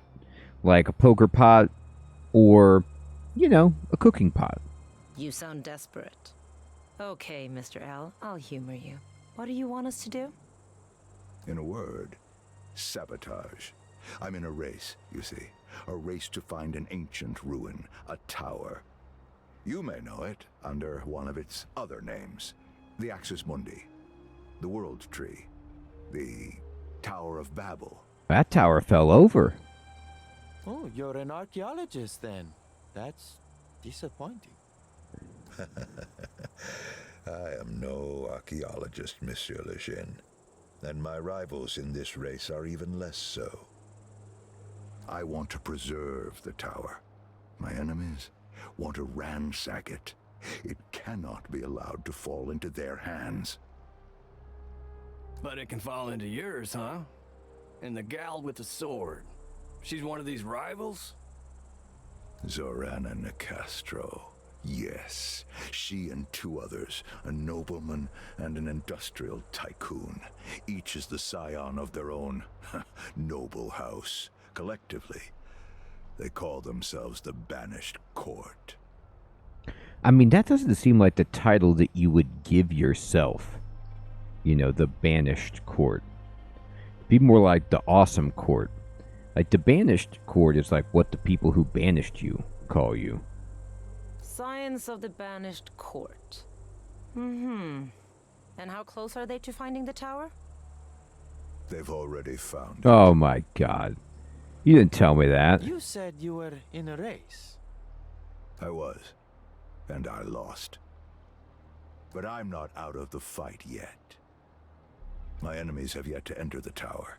It is a dangerous place, and their preparations are incomplete. I want you three to sabotage their efforts until I can find the tower myself. Sabotage, huh? You have a target in mind? My sources have identified an outpost belonging to another of the court's 3 leaders, the tycoon, Trace Marteau. Trace? Marteau. Isn't that the famous American industrialist? The one who's always in the papers? The very same. I want you to infiltrate his outpost, sabotage a machine you'll find at the center, and return to me. Okay. Sabotage requires a subtle hand. You'll need me. In the spirit of charity, I accept. Yeah, very charitable. You'll need me too. But if the other 2 scions are anything like Nicastro, I ain't risking my neck for free. Mr. Sawyer is right. Double our fee, Mr. L, and we'll get to work. We need more money. Double it is. And please, call me Locke. Okay. End conversation. Week 1. Del Vasto's Landing, the hideout. Welcome to Del Vasto's Landing. This tiny Mediterranean island serves as Locke's hideout, a place to take refuge from his enemies and plan his next moves. Now it will do the same for the agents in his employ. Navigate to the world map in the menu at the top of the screen and plan the agent's next move. Okay, interesting. So it's like kind of like your base in XCOM, but it doesn't look like I can build anything here. It's just our hub. I have 100 supplies. I got no intel. I got 3 healing items. I got 3 SP, whatever that is. 0 AET, 0 ink, 0 KA, and 0 SER. We'll check the world map. The next mission. This is the world map Locke uses to plan his secret war against the scions of the Banished Court. Use it to track the court's progress and plan the agent's next moves. A pin on the map represents the sabotage job Locke wants done against one of the scions, Trace Marteau. Select it to begin the mission. Okay, so looks like I'll get these rewards. I'll get some intel, some supplies, and some SP if I do this mission. Phenomena, the Faithful. This mission introduces a new type of enemy. Scourges. Trial run. Destroy a generator built by Marteau Industries. From automobiles to home radios to government military contracts, Marteau Industries has its fingers in every pie. You know, I never really saw the point in putting your finger in the pie. Like, I like to eat the pie, but I don't really want to get it all over my fingers. Normally what I do is I take a knife and cut the pie, then use a spatula or some sort of serving device to put it onto a plate, and then deliver the pie into my mouth in smaller portions made with a knife and fork. Now, you can stick your whole hand in the pie and just, bring up a chunk to your mouth, but it's just disastrously messy. And if the pie is fresh, then you've burned your hand. So, if I were wealthy, I really don't think I'd be putting fingers in pies necessarily. That's right, Rob. I guess you do. You gotta and say, "What a good boy am I." That's such a strange rhyme. He's sitting in the corner, eating his. Wait, no, Little Jack Horner sat in the corner, eating a country pie. He stuck in his thumb and pulled out a plum and said, "What a good boy am I." Like, is he a good boy? Because it sounds like he stole a pie and he's in seclusion, purposefully hiding with the pie, and then eating it with his thumb. But what do I know? Okay. Okay, cool. Here's our trial run. So, I mean, I don't really have much choice. Do I have any equipment that I could give these people? He's got a bandage. You know what's interesting is, oh, look at this. You've got equipment and stuff.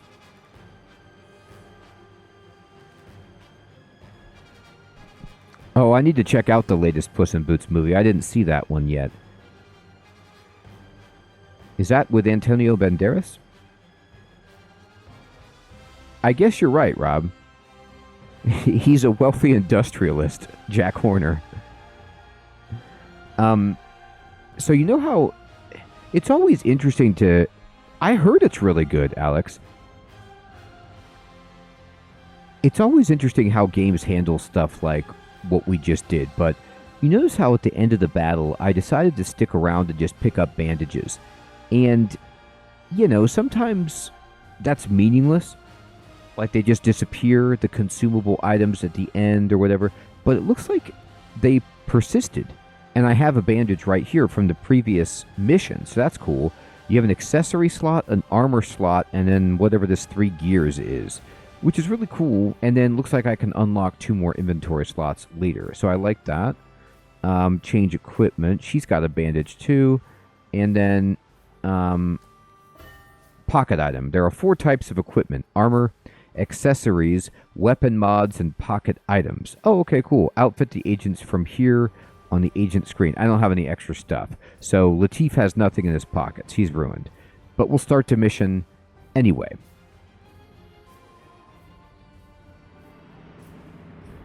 This is India.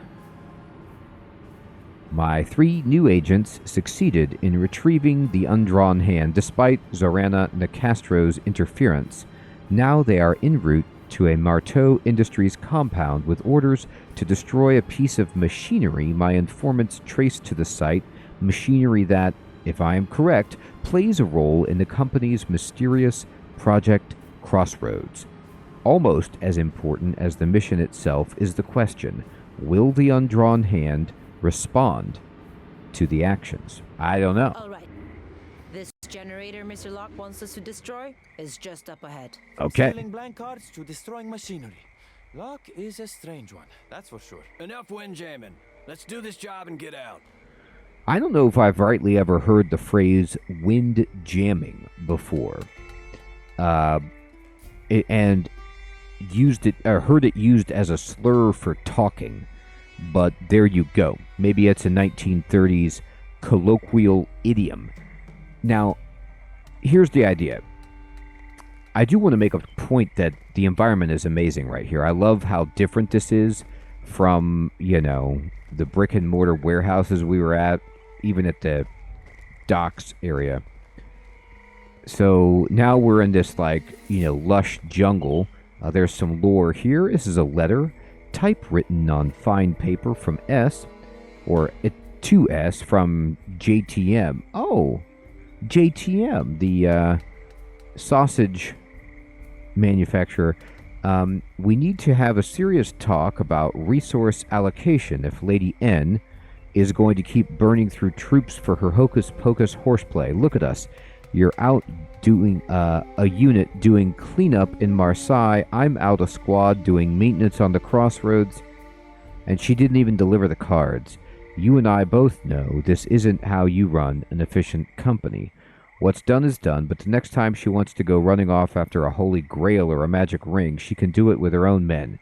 Our men have a tower to get to. Okay, so this is Marteau writing to S, who's the other part of the banished court, I suppose. And let's see, what's this over here?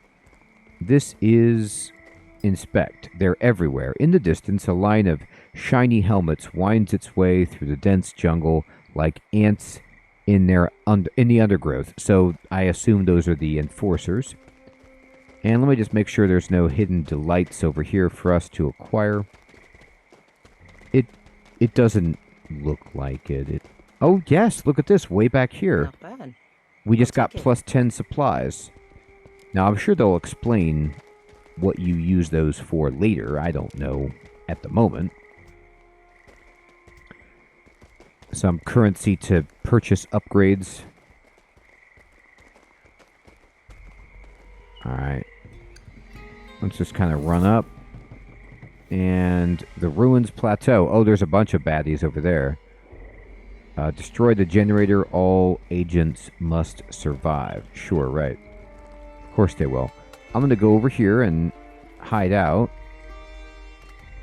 And I'm going to switch to the sneak and separate from the group. Looks like we found something over here. Some bandages. Fanatics willing to die for the banished court and its magisters. Acolyte ceremonial daggers are razor sharp, and their dedication to the court is absolute. Yeah, I see that. Oh, look, it's some guys with, like... Yeah, they're kind of like hardened... They're like pith helmets mixed with just fedoras almost. Sun hats. Alright. Shock troops and flankers. The court's scourges move quickly to stun and overwhelm their enemies. Heathrun, what's up, my friend? Good evening, good to see you. Yeah, Incognito, I am too. I'm not that far either, but I like what I see. Alright, so they're coming this way. Is that oil? Let me do recon really fast. It is. Okay. And what is this thing? Looks like, it's just a hanging lantern. So if we shoot this lantern into the oil, which it will hit this square of oil, then everyone here will catch on fire.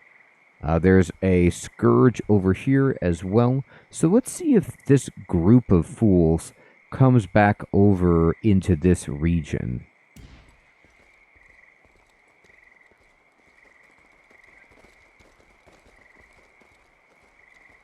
Alright.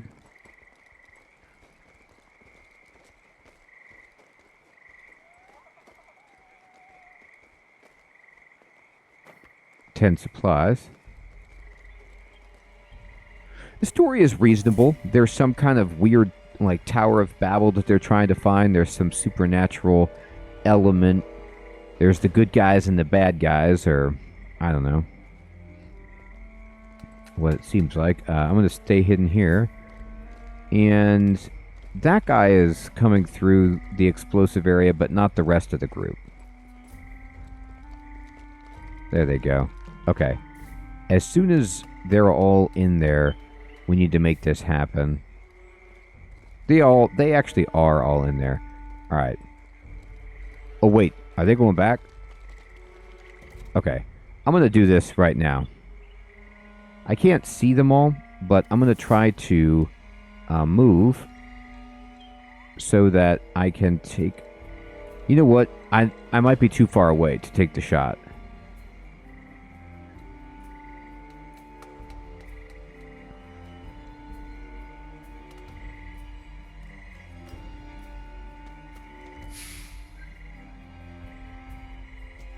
I'll see if you can now. There you go. Hit it.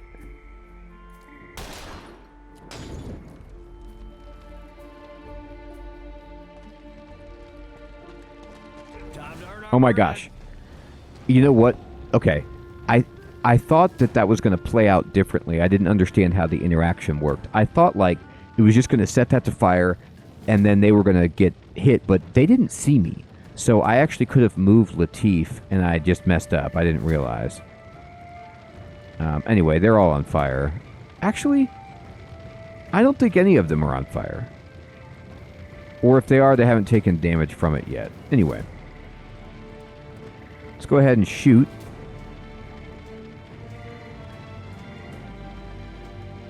We have 80% chance on this one, so go for it. It's such a burden being so good at so many things. And then you need to move back. And, you know, just be in full cover. That's great. Alright. Now, these people are so far back that we're just going to have to set up we can go on Overwatch, actually. I can move, like...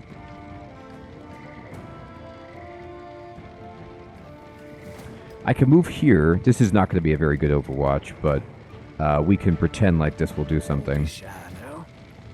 If anybody moves in that area, they're in bad shape. And then you can move... I'll double move you... no, I'll just single move you and evade.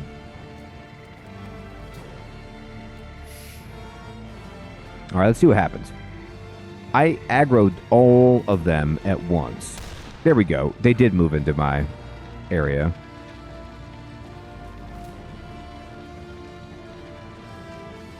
Oh dear. Oh, cool. Overwatch kill. Good.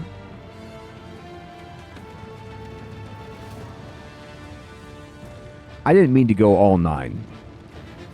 I was like trying to do that, but I think I did this poorly. I probably should have taken out a bunch before I did this. Interesting. Okay. I mean, this is like they are on us. Okay. So how are we going to do this? We're going to need to use some superpowers. Latif's going to have to use his power, I believe, here. Now, she can onslaught.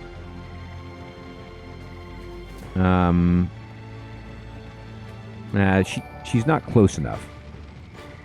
Hey, Thales, what's up, my friend? Thank you for subscribing. I'm going to move up here. No, I'm not. I'm going to wait. Because if I onslaught and I kill somebody, then I can get to go again with her and maybe try to evade or something.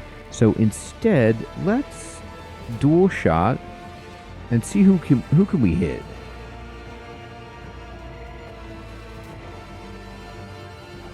I want you to hit that guy and then this guy. Okay, good. You hit him twice, which is tremendous. So he can be killed by onslaught now. And then I'd like you to dual shoot... I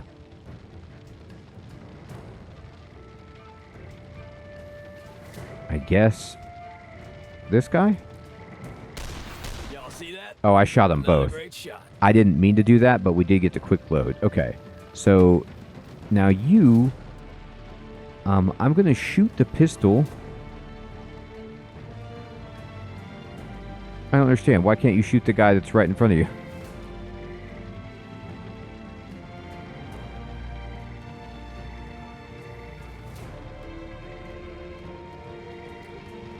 Why can't I shoot the... There's a guy right there. Can I not see him?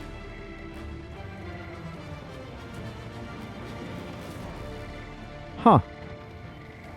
Yeah, they're not letting me take a shot at the guy that's right in front of me. Or gal, or whatever that is. Okay, fine. Then move here and take that same shot.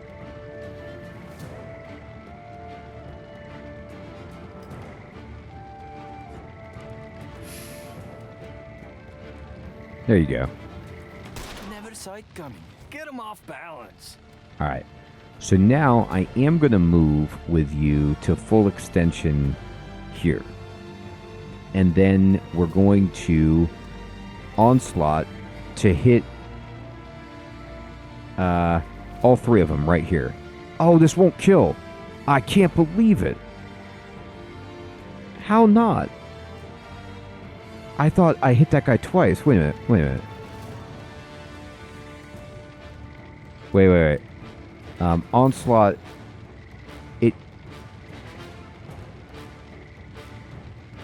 Oh, it only does 30 damage. Wait. It changes the damage type. Maybe it does... I don't understand why it's not doing more damage. But that's not right. Okay. Here. I thought I was going to kill that guy. We have to just hit him then. Wait a minute. Oh, you know what? I'm going to go to recon. I think this guy must have some ability to reduce damage. He has 35 hit points. Okay, this guy has 35 hit points. And I don't understand why I can't hit the guy, though. Oh, the shield icon, I thought that was their level. That's their armor. He has 5 armor. Oh, I did not factor that in. That's what's killing me right here. I completely messed up then. I was thinking I was going to get to kill and get her a new action point, but I didn't do enough damage to that guy because of the armor. Oh my goodness. Oh, this is worthless. Okay. We have to... Can you move behind cover? Oh, terrible. I wish I could take back that move. You can't. Nobody's close enough to die. I gotta move back to cover. This is awful.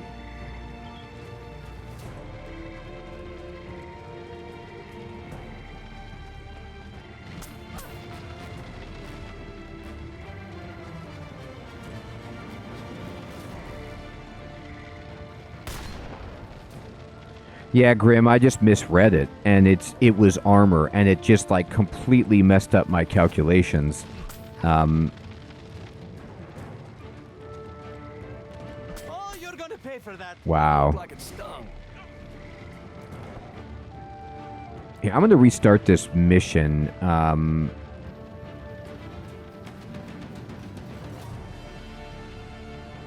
Do they not have any, like, quick saves?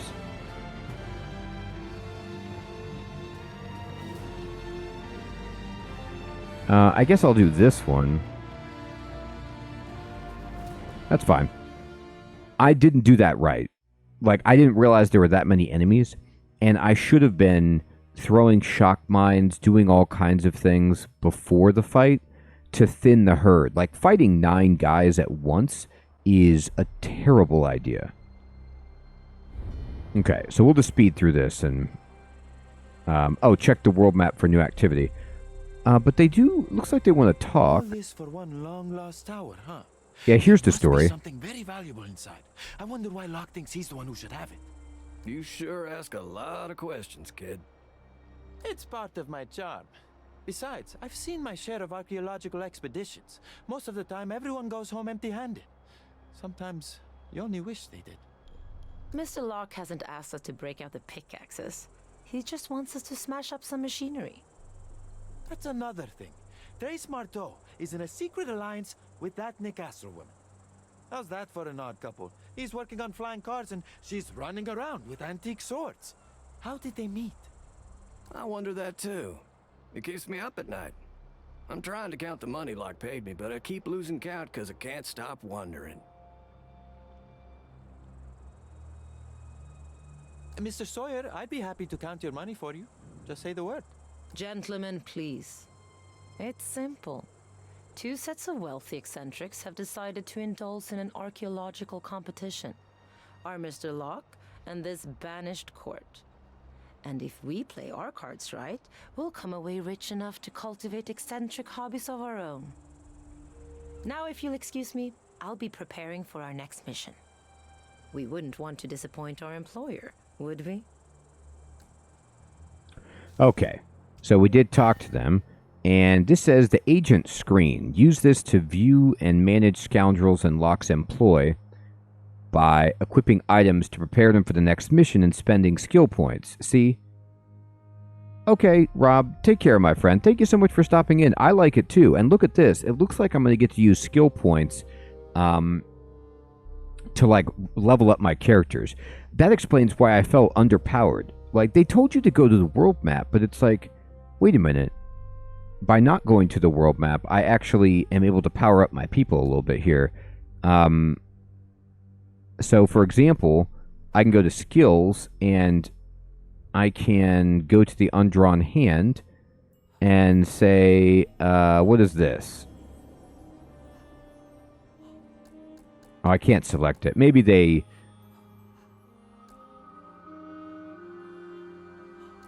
you can't do anything with it. Maybe you need to have... This is the skill tree. Here, spend skill points earned from missions to unlock nodes and open new paths, allowing the agents to grow stronger and learn new abilities. They're shared resource, and agents can benefit from them without having participated in the missions. Spread your skill points out between them. Oh, okay. All right, so here we go. This is the skill tree. Okay, so for example, she has stick and move. A devastating hit and run attack that blinds the unit and grants Ingrid a free move action. That's very good. And then I have to have this to go even further into the tree. So it's like this is what she starts with. So this is only one skill point, so we should buy it. And then we could get, for example, push kick. Pushes target 2 tiles. Push targets can collide with other objects or enemies, causing knockdown. Okay. And then if you take it, she just gets more hit points and damage. Interesting. Using stick and move, she gets speed +2. Now, I don't know what speed +2 means. Does that mean she can move further? Must be maybe how far she can move. I'm going to go to another character, and this is Distract. He blinds all enemies in the area, and affected enemies prioritize attacking Latif. Interesting. Alright, that sounds good. And then, light him up. Attack 4 targets, ammo permitting. Hit targets are flushed out of their current locations. There we go, abandoning cover. Yeah, that's very good. Okay, so now we have 3 skill points, so we can learn something else. Let's see what Latif's got. He's got running shot, a hit and run attack that deals extra damage per evade stack on Latif. He gains a free move action. If the target dies, he gets an additional evade. That's very good. He gets evade and then decoy 2.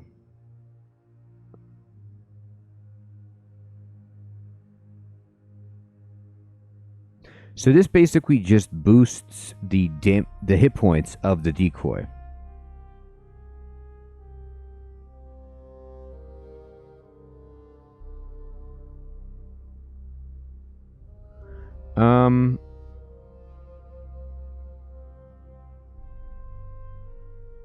Of all the choices, it's either going to be running shot sounds very good, the improved decoy, or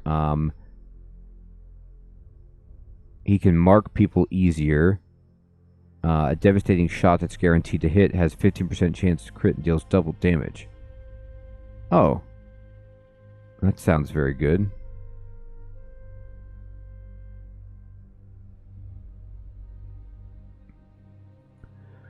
Wow. I like a guaranteed shot, so I'll take it. And we have 1 skill point left, so I can't get anything else. But now we're much stronger. Okay, I'll go back. And now we can go to the world map and select this mission. And we'll assign the agents as we had them. And we can just go ahead and start the mission.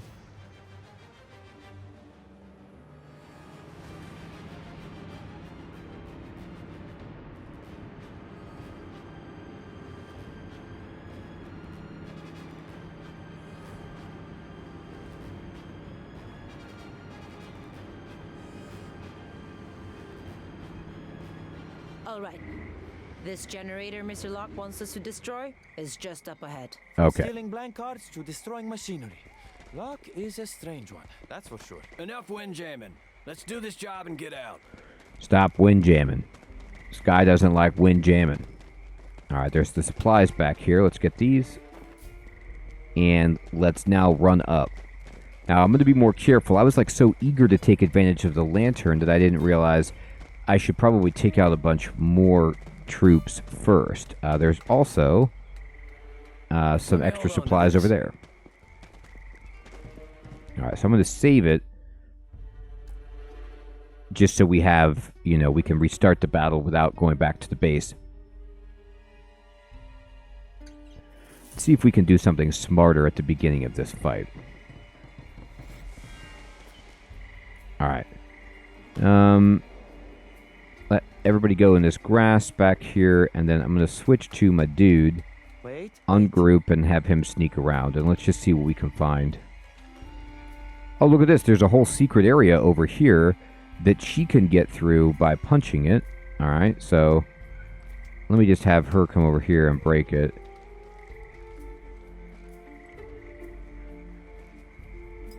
The only way through is through. Yes. Mote of Fate. Not a bad hand. Oh, it's a card. Okay, cool.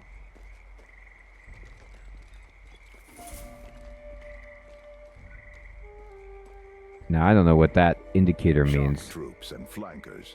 The court's All right. scourge.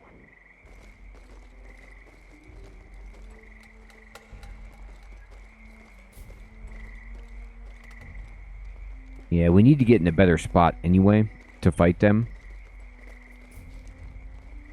Also, there's a crate of dynamite there. That seems pretty useful. Was that there before?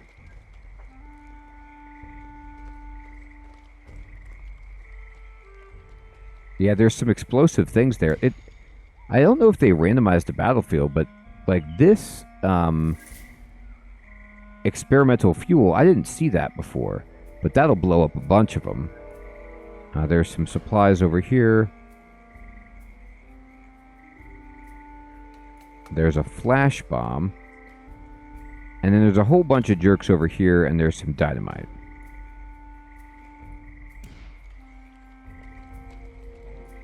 Fanatics willing to die for the banished court. Alright,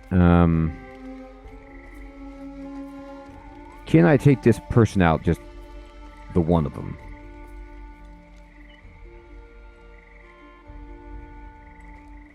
Alright, they came over here to stand.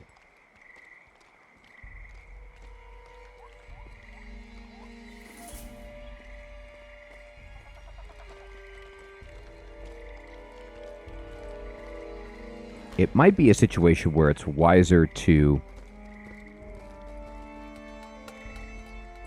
Yeah, I have an idea. I'm going to do this, but from the other side. And I'm going to get everybody else in position first. So there's this thing right here that we can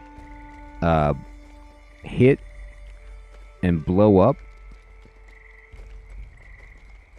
which would be smarter. But I want to get the rest of my people into position.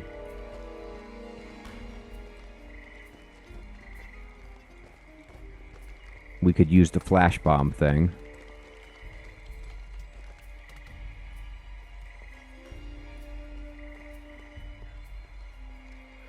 And then if they try to come around and flank us on the right side, we have that dynamite crate there to draw from.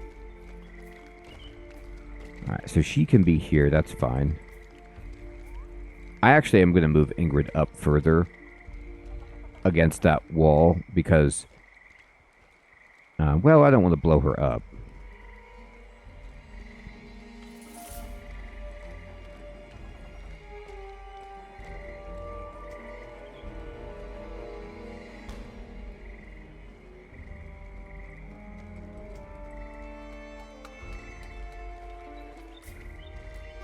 How far can you throw this? He could definitely throw it here. Well, that's how we're going to do it.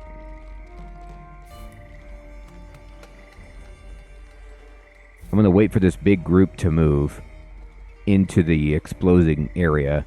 Hit the oil, hit all of this. And see how everything interacts together. Okay, it pauses the game when you do it. Cool.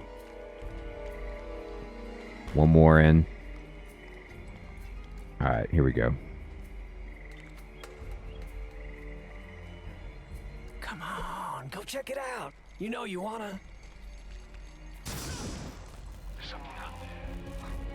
Okay, so I started combat, and they're not aware of us yet. And then this allows us to shoot the pistol at the experimental fuel. Okay. And I'm going to start combat again, They're still not aware of us.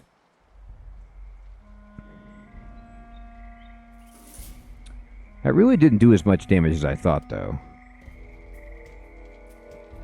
Sadly.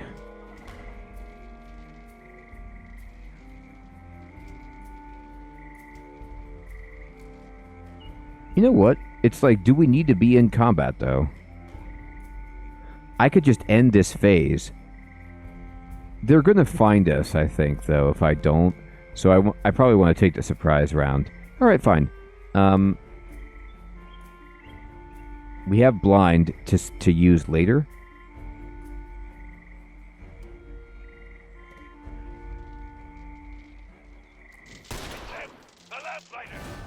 Now they're alerted. Okay. And then we can hit this one. It is such a burden being so good at so many things. That worked very well. Okay. I would need to move this guy into an area where he can hit full that many targets.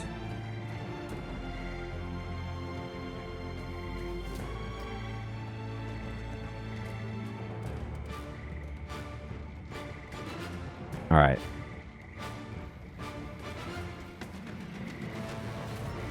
So if I go 1, 2,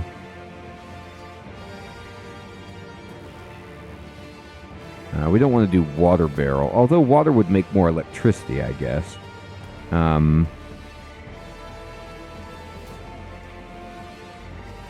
Yeah, sure, 3. And then what else can you hit? 4. I can't believe we missed the guy. That's a shame. Right in front of us. I didn't know that was possible. Alright, but I think they're hurt enough so that she should be able to run over and finish it. Although, let me look at recon mode. I don't want to step into electricity, water, electric current, and yeah, okay. So they're in the electric current area.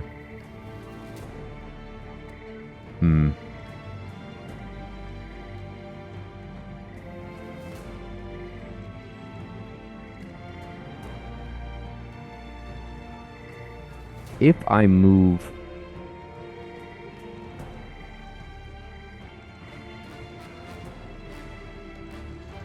I can't really move up there that easily, though.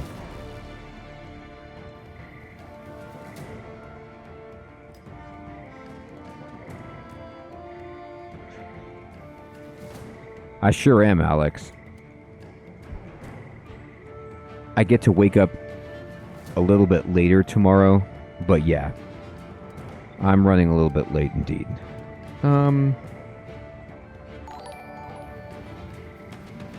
Hey, Michael, what's up, my friend? Thank you for subscribing. If I hit and run and she gets the free move action, let's do this. Except, can I do it without electrocuting her? I don't think I can. I hope this doesn't do too much damage to her. We're going to find out how bad this is. 10. Okay. You took your eye off the prize. So she's got the free move. She also has Killer Instinct. And so we'll take the move. And I will move, you know, back here.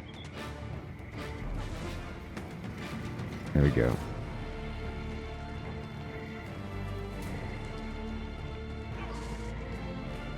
Alright, so they're moving through the electricity, which is good.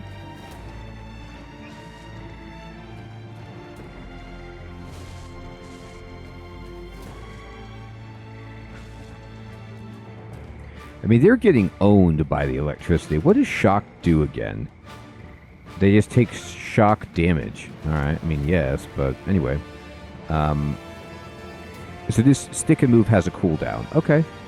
And let me just go ahead and check out this dude. Who can you hit?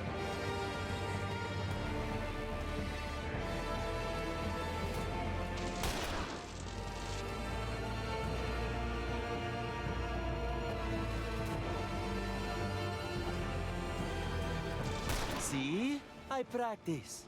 You did practice. Holy cannoli. All right, good.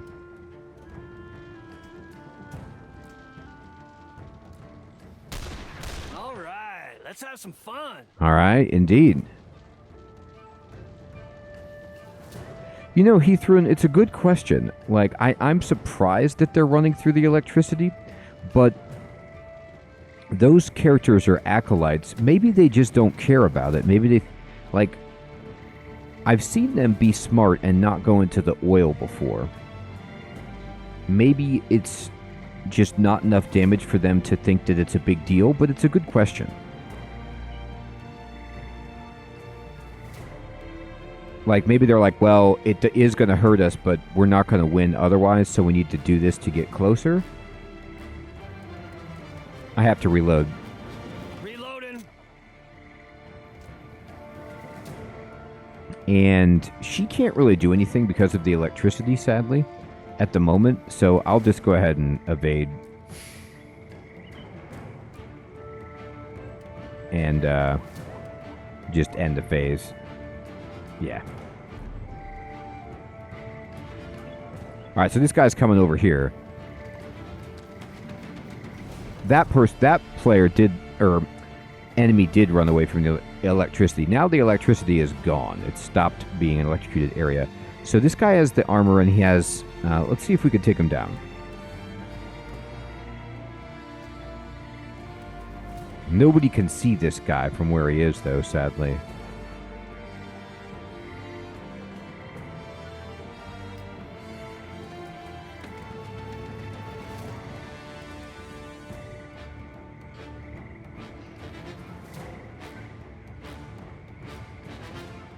So if I shoot this guy, this takes 2 ammo, but it does, like, a ridiculous amount.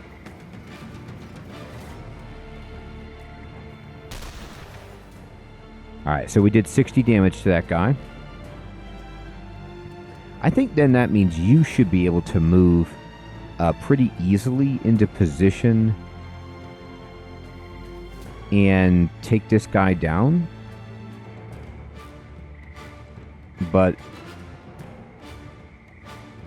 I don't know if... Can you move where she is? No.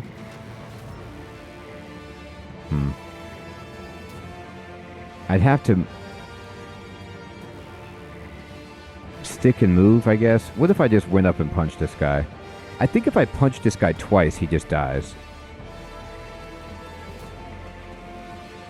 You break easily. And then she gets the killer instinct, which I can use to just move into cover for her. This guy has knives, or they have knives, so they're coming after us, but as long as we're a little bit further away, we should be alright. And you need to reload anyway. And then who can you hit? 60%? That's pretty good. Alright, you missed, but that's alright. Oh, I didn't see that one.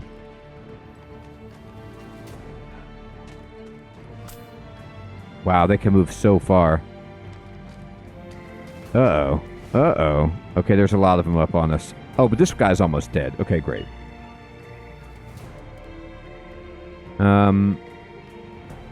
If I light him up, can you hit that guy? You can. Alright. Here's what we're going to do. I need you to move over and... Yeah. Okay, this is great. I'm going to whittle him down like this. Light him up. Hit this. Oh, they have to be 4 different targets? Light 'em up. Okay, great. So flush out worked. And they have to move, which is funny. And then now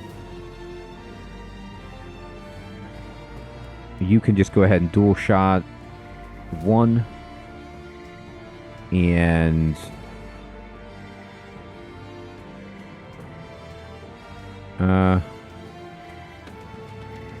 boy. 2. Didn't have to go this way. Perfect. Now, Ingrid should be able to move to here and then strike here and then strike here and then strike this guy. Killer Instinct Rampage. This is going well. Man. Honestly. You see how much better that went when we planned a little bit better? So by assigning their... Plus having the extra abilities from skill points was incredible. Roll out. By assigning them skill points, giving them extra things that they can do, and then planning this fight a little bit better so that we were together, that was no problem. I didn't even use anybody's ultimate ability. No, here, inspect it. The passage of centuries has failed to topple this ancient architectural marvel, indeed. We can't take the flash bomb, but you can. There you go. And did we see anything else? Yeah, we saw some supplies over here. Great. Have here? And let's see what's over here.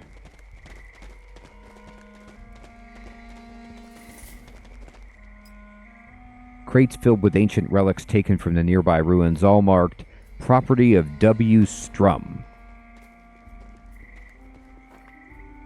A crate holding a purifier's flamethrower empty of fuel. The straps that attach it to the soldier's back are heavy and secure, impossible to undo with gloved fingers. Typed on court letterhead. To all court officers regarding kill list, the individuals listed below have been identified as enemies of the banished court. They are to be hunted down and eliminated at your earliest opportunity. Updates to this list will be provided regularly as operations proceed. The Council of Magisters. Alright, there's a firebomb if we wanted it. And looks like a whole nother area down below on these steps.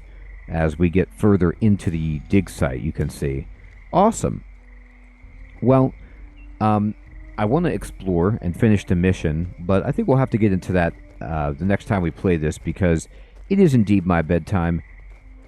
I'm really excited about checking this game out. I think it's great so far. I'm enjoying it a lot. We'll have to see how it shakes out once we get further into the loop, if everything checks the boxes. But so far, I'm intrigued. Thank you everyone so much for coming out tonight. We'll be playing Baldur's Gate tomorrow, Terraria on Tuesday, if you're interested in stopping by. I hope you all have an excellent evening or day. Grim, Alex, Rob, Heathron, Michael, Thales, William, Incognito, Maximilian, Moogie, Darren, Distro, Spaceman, Baby Yoda, Mage,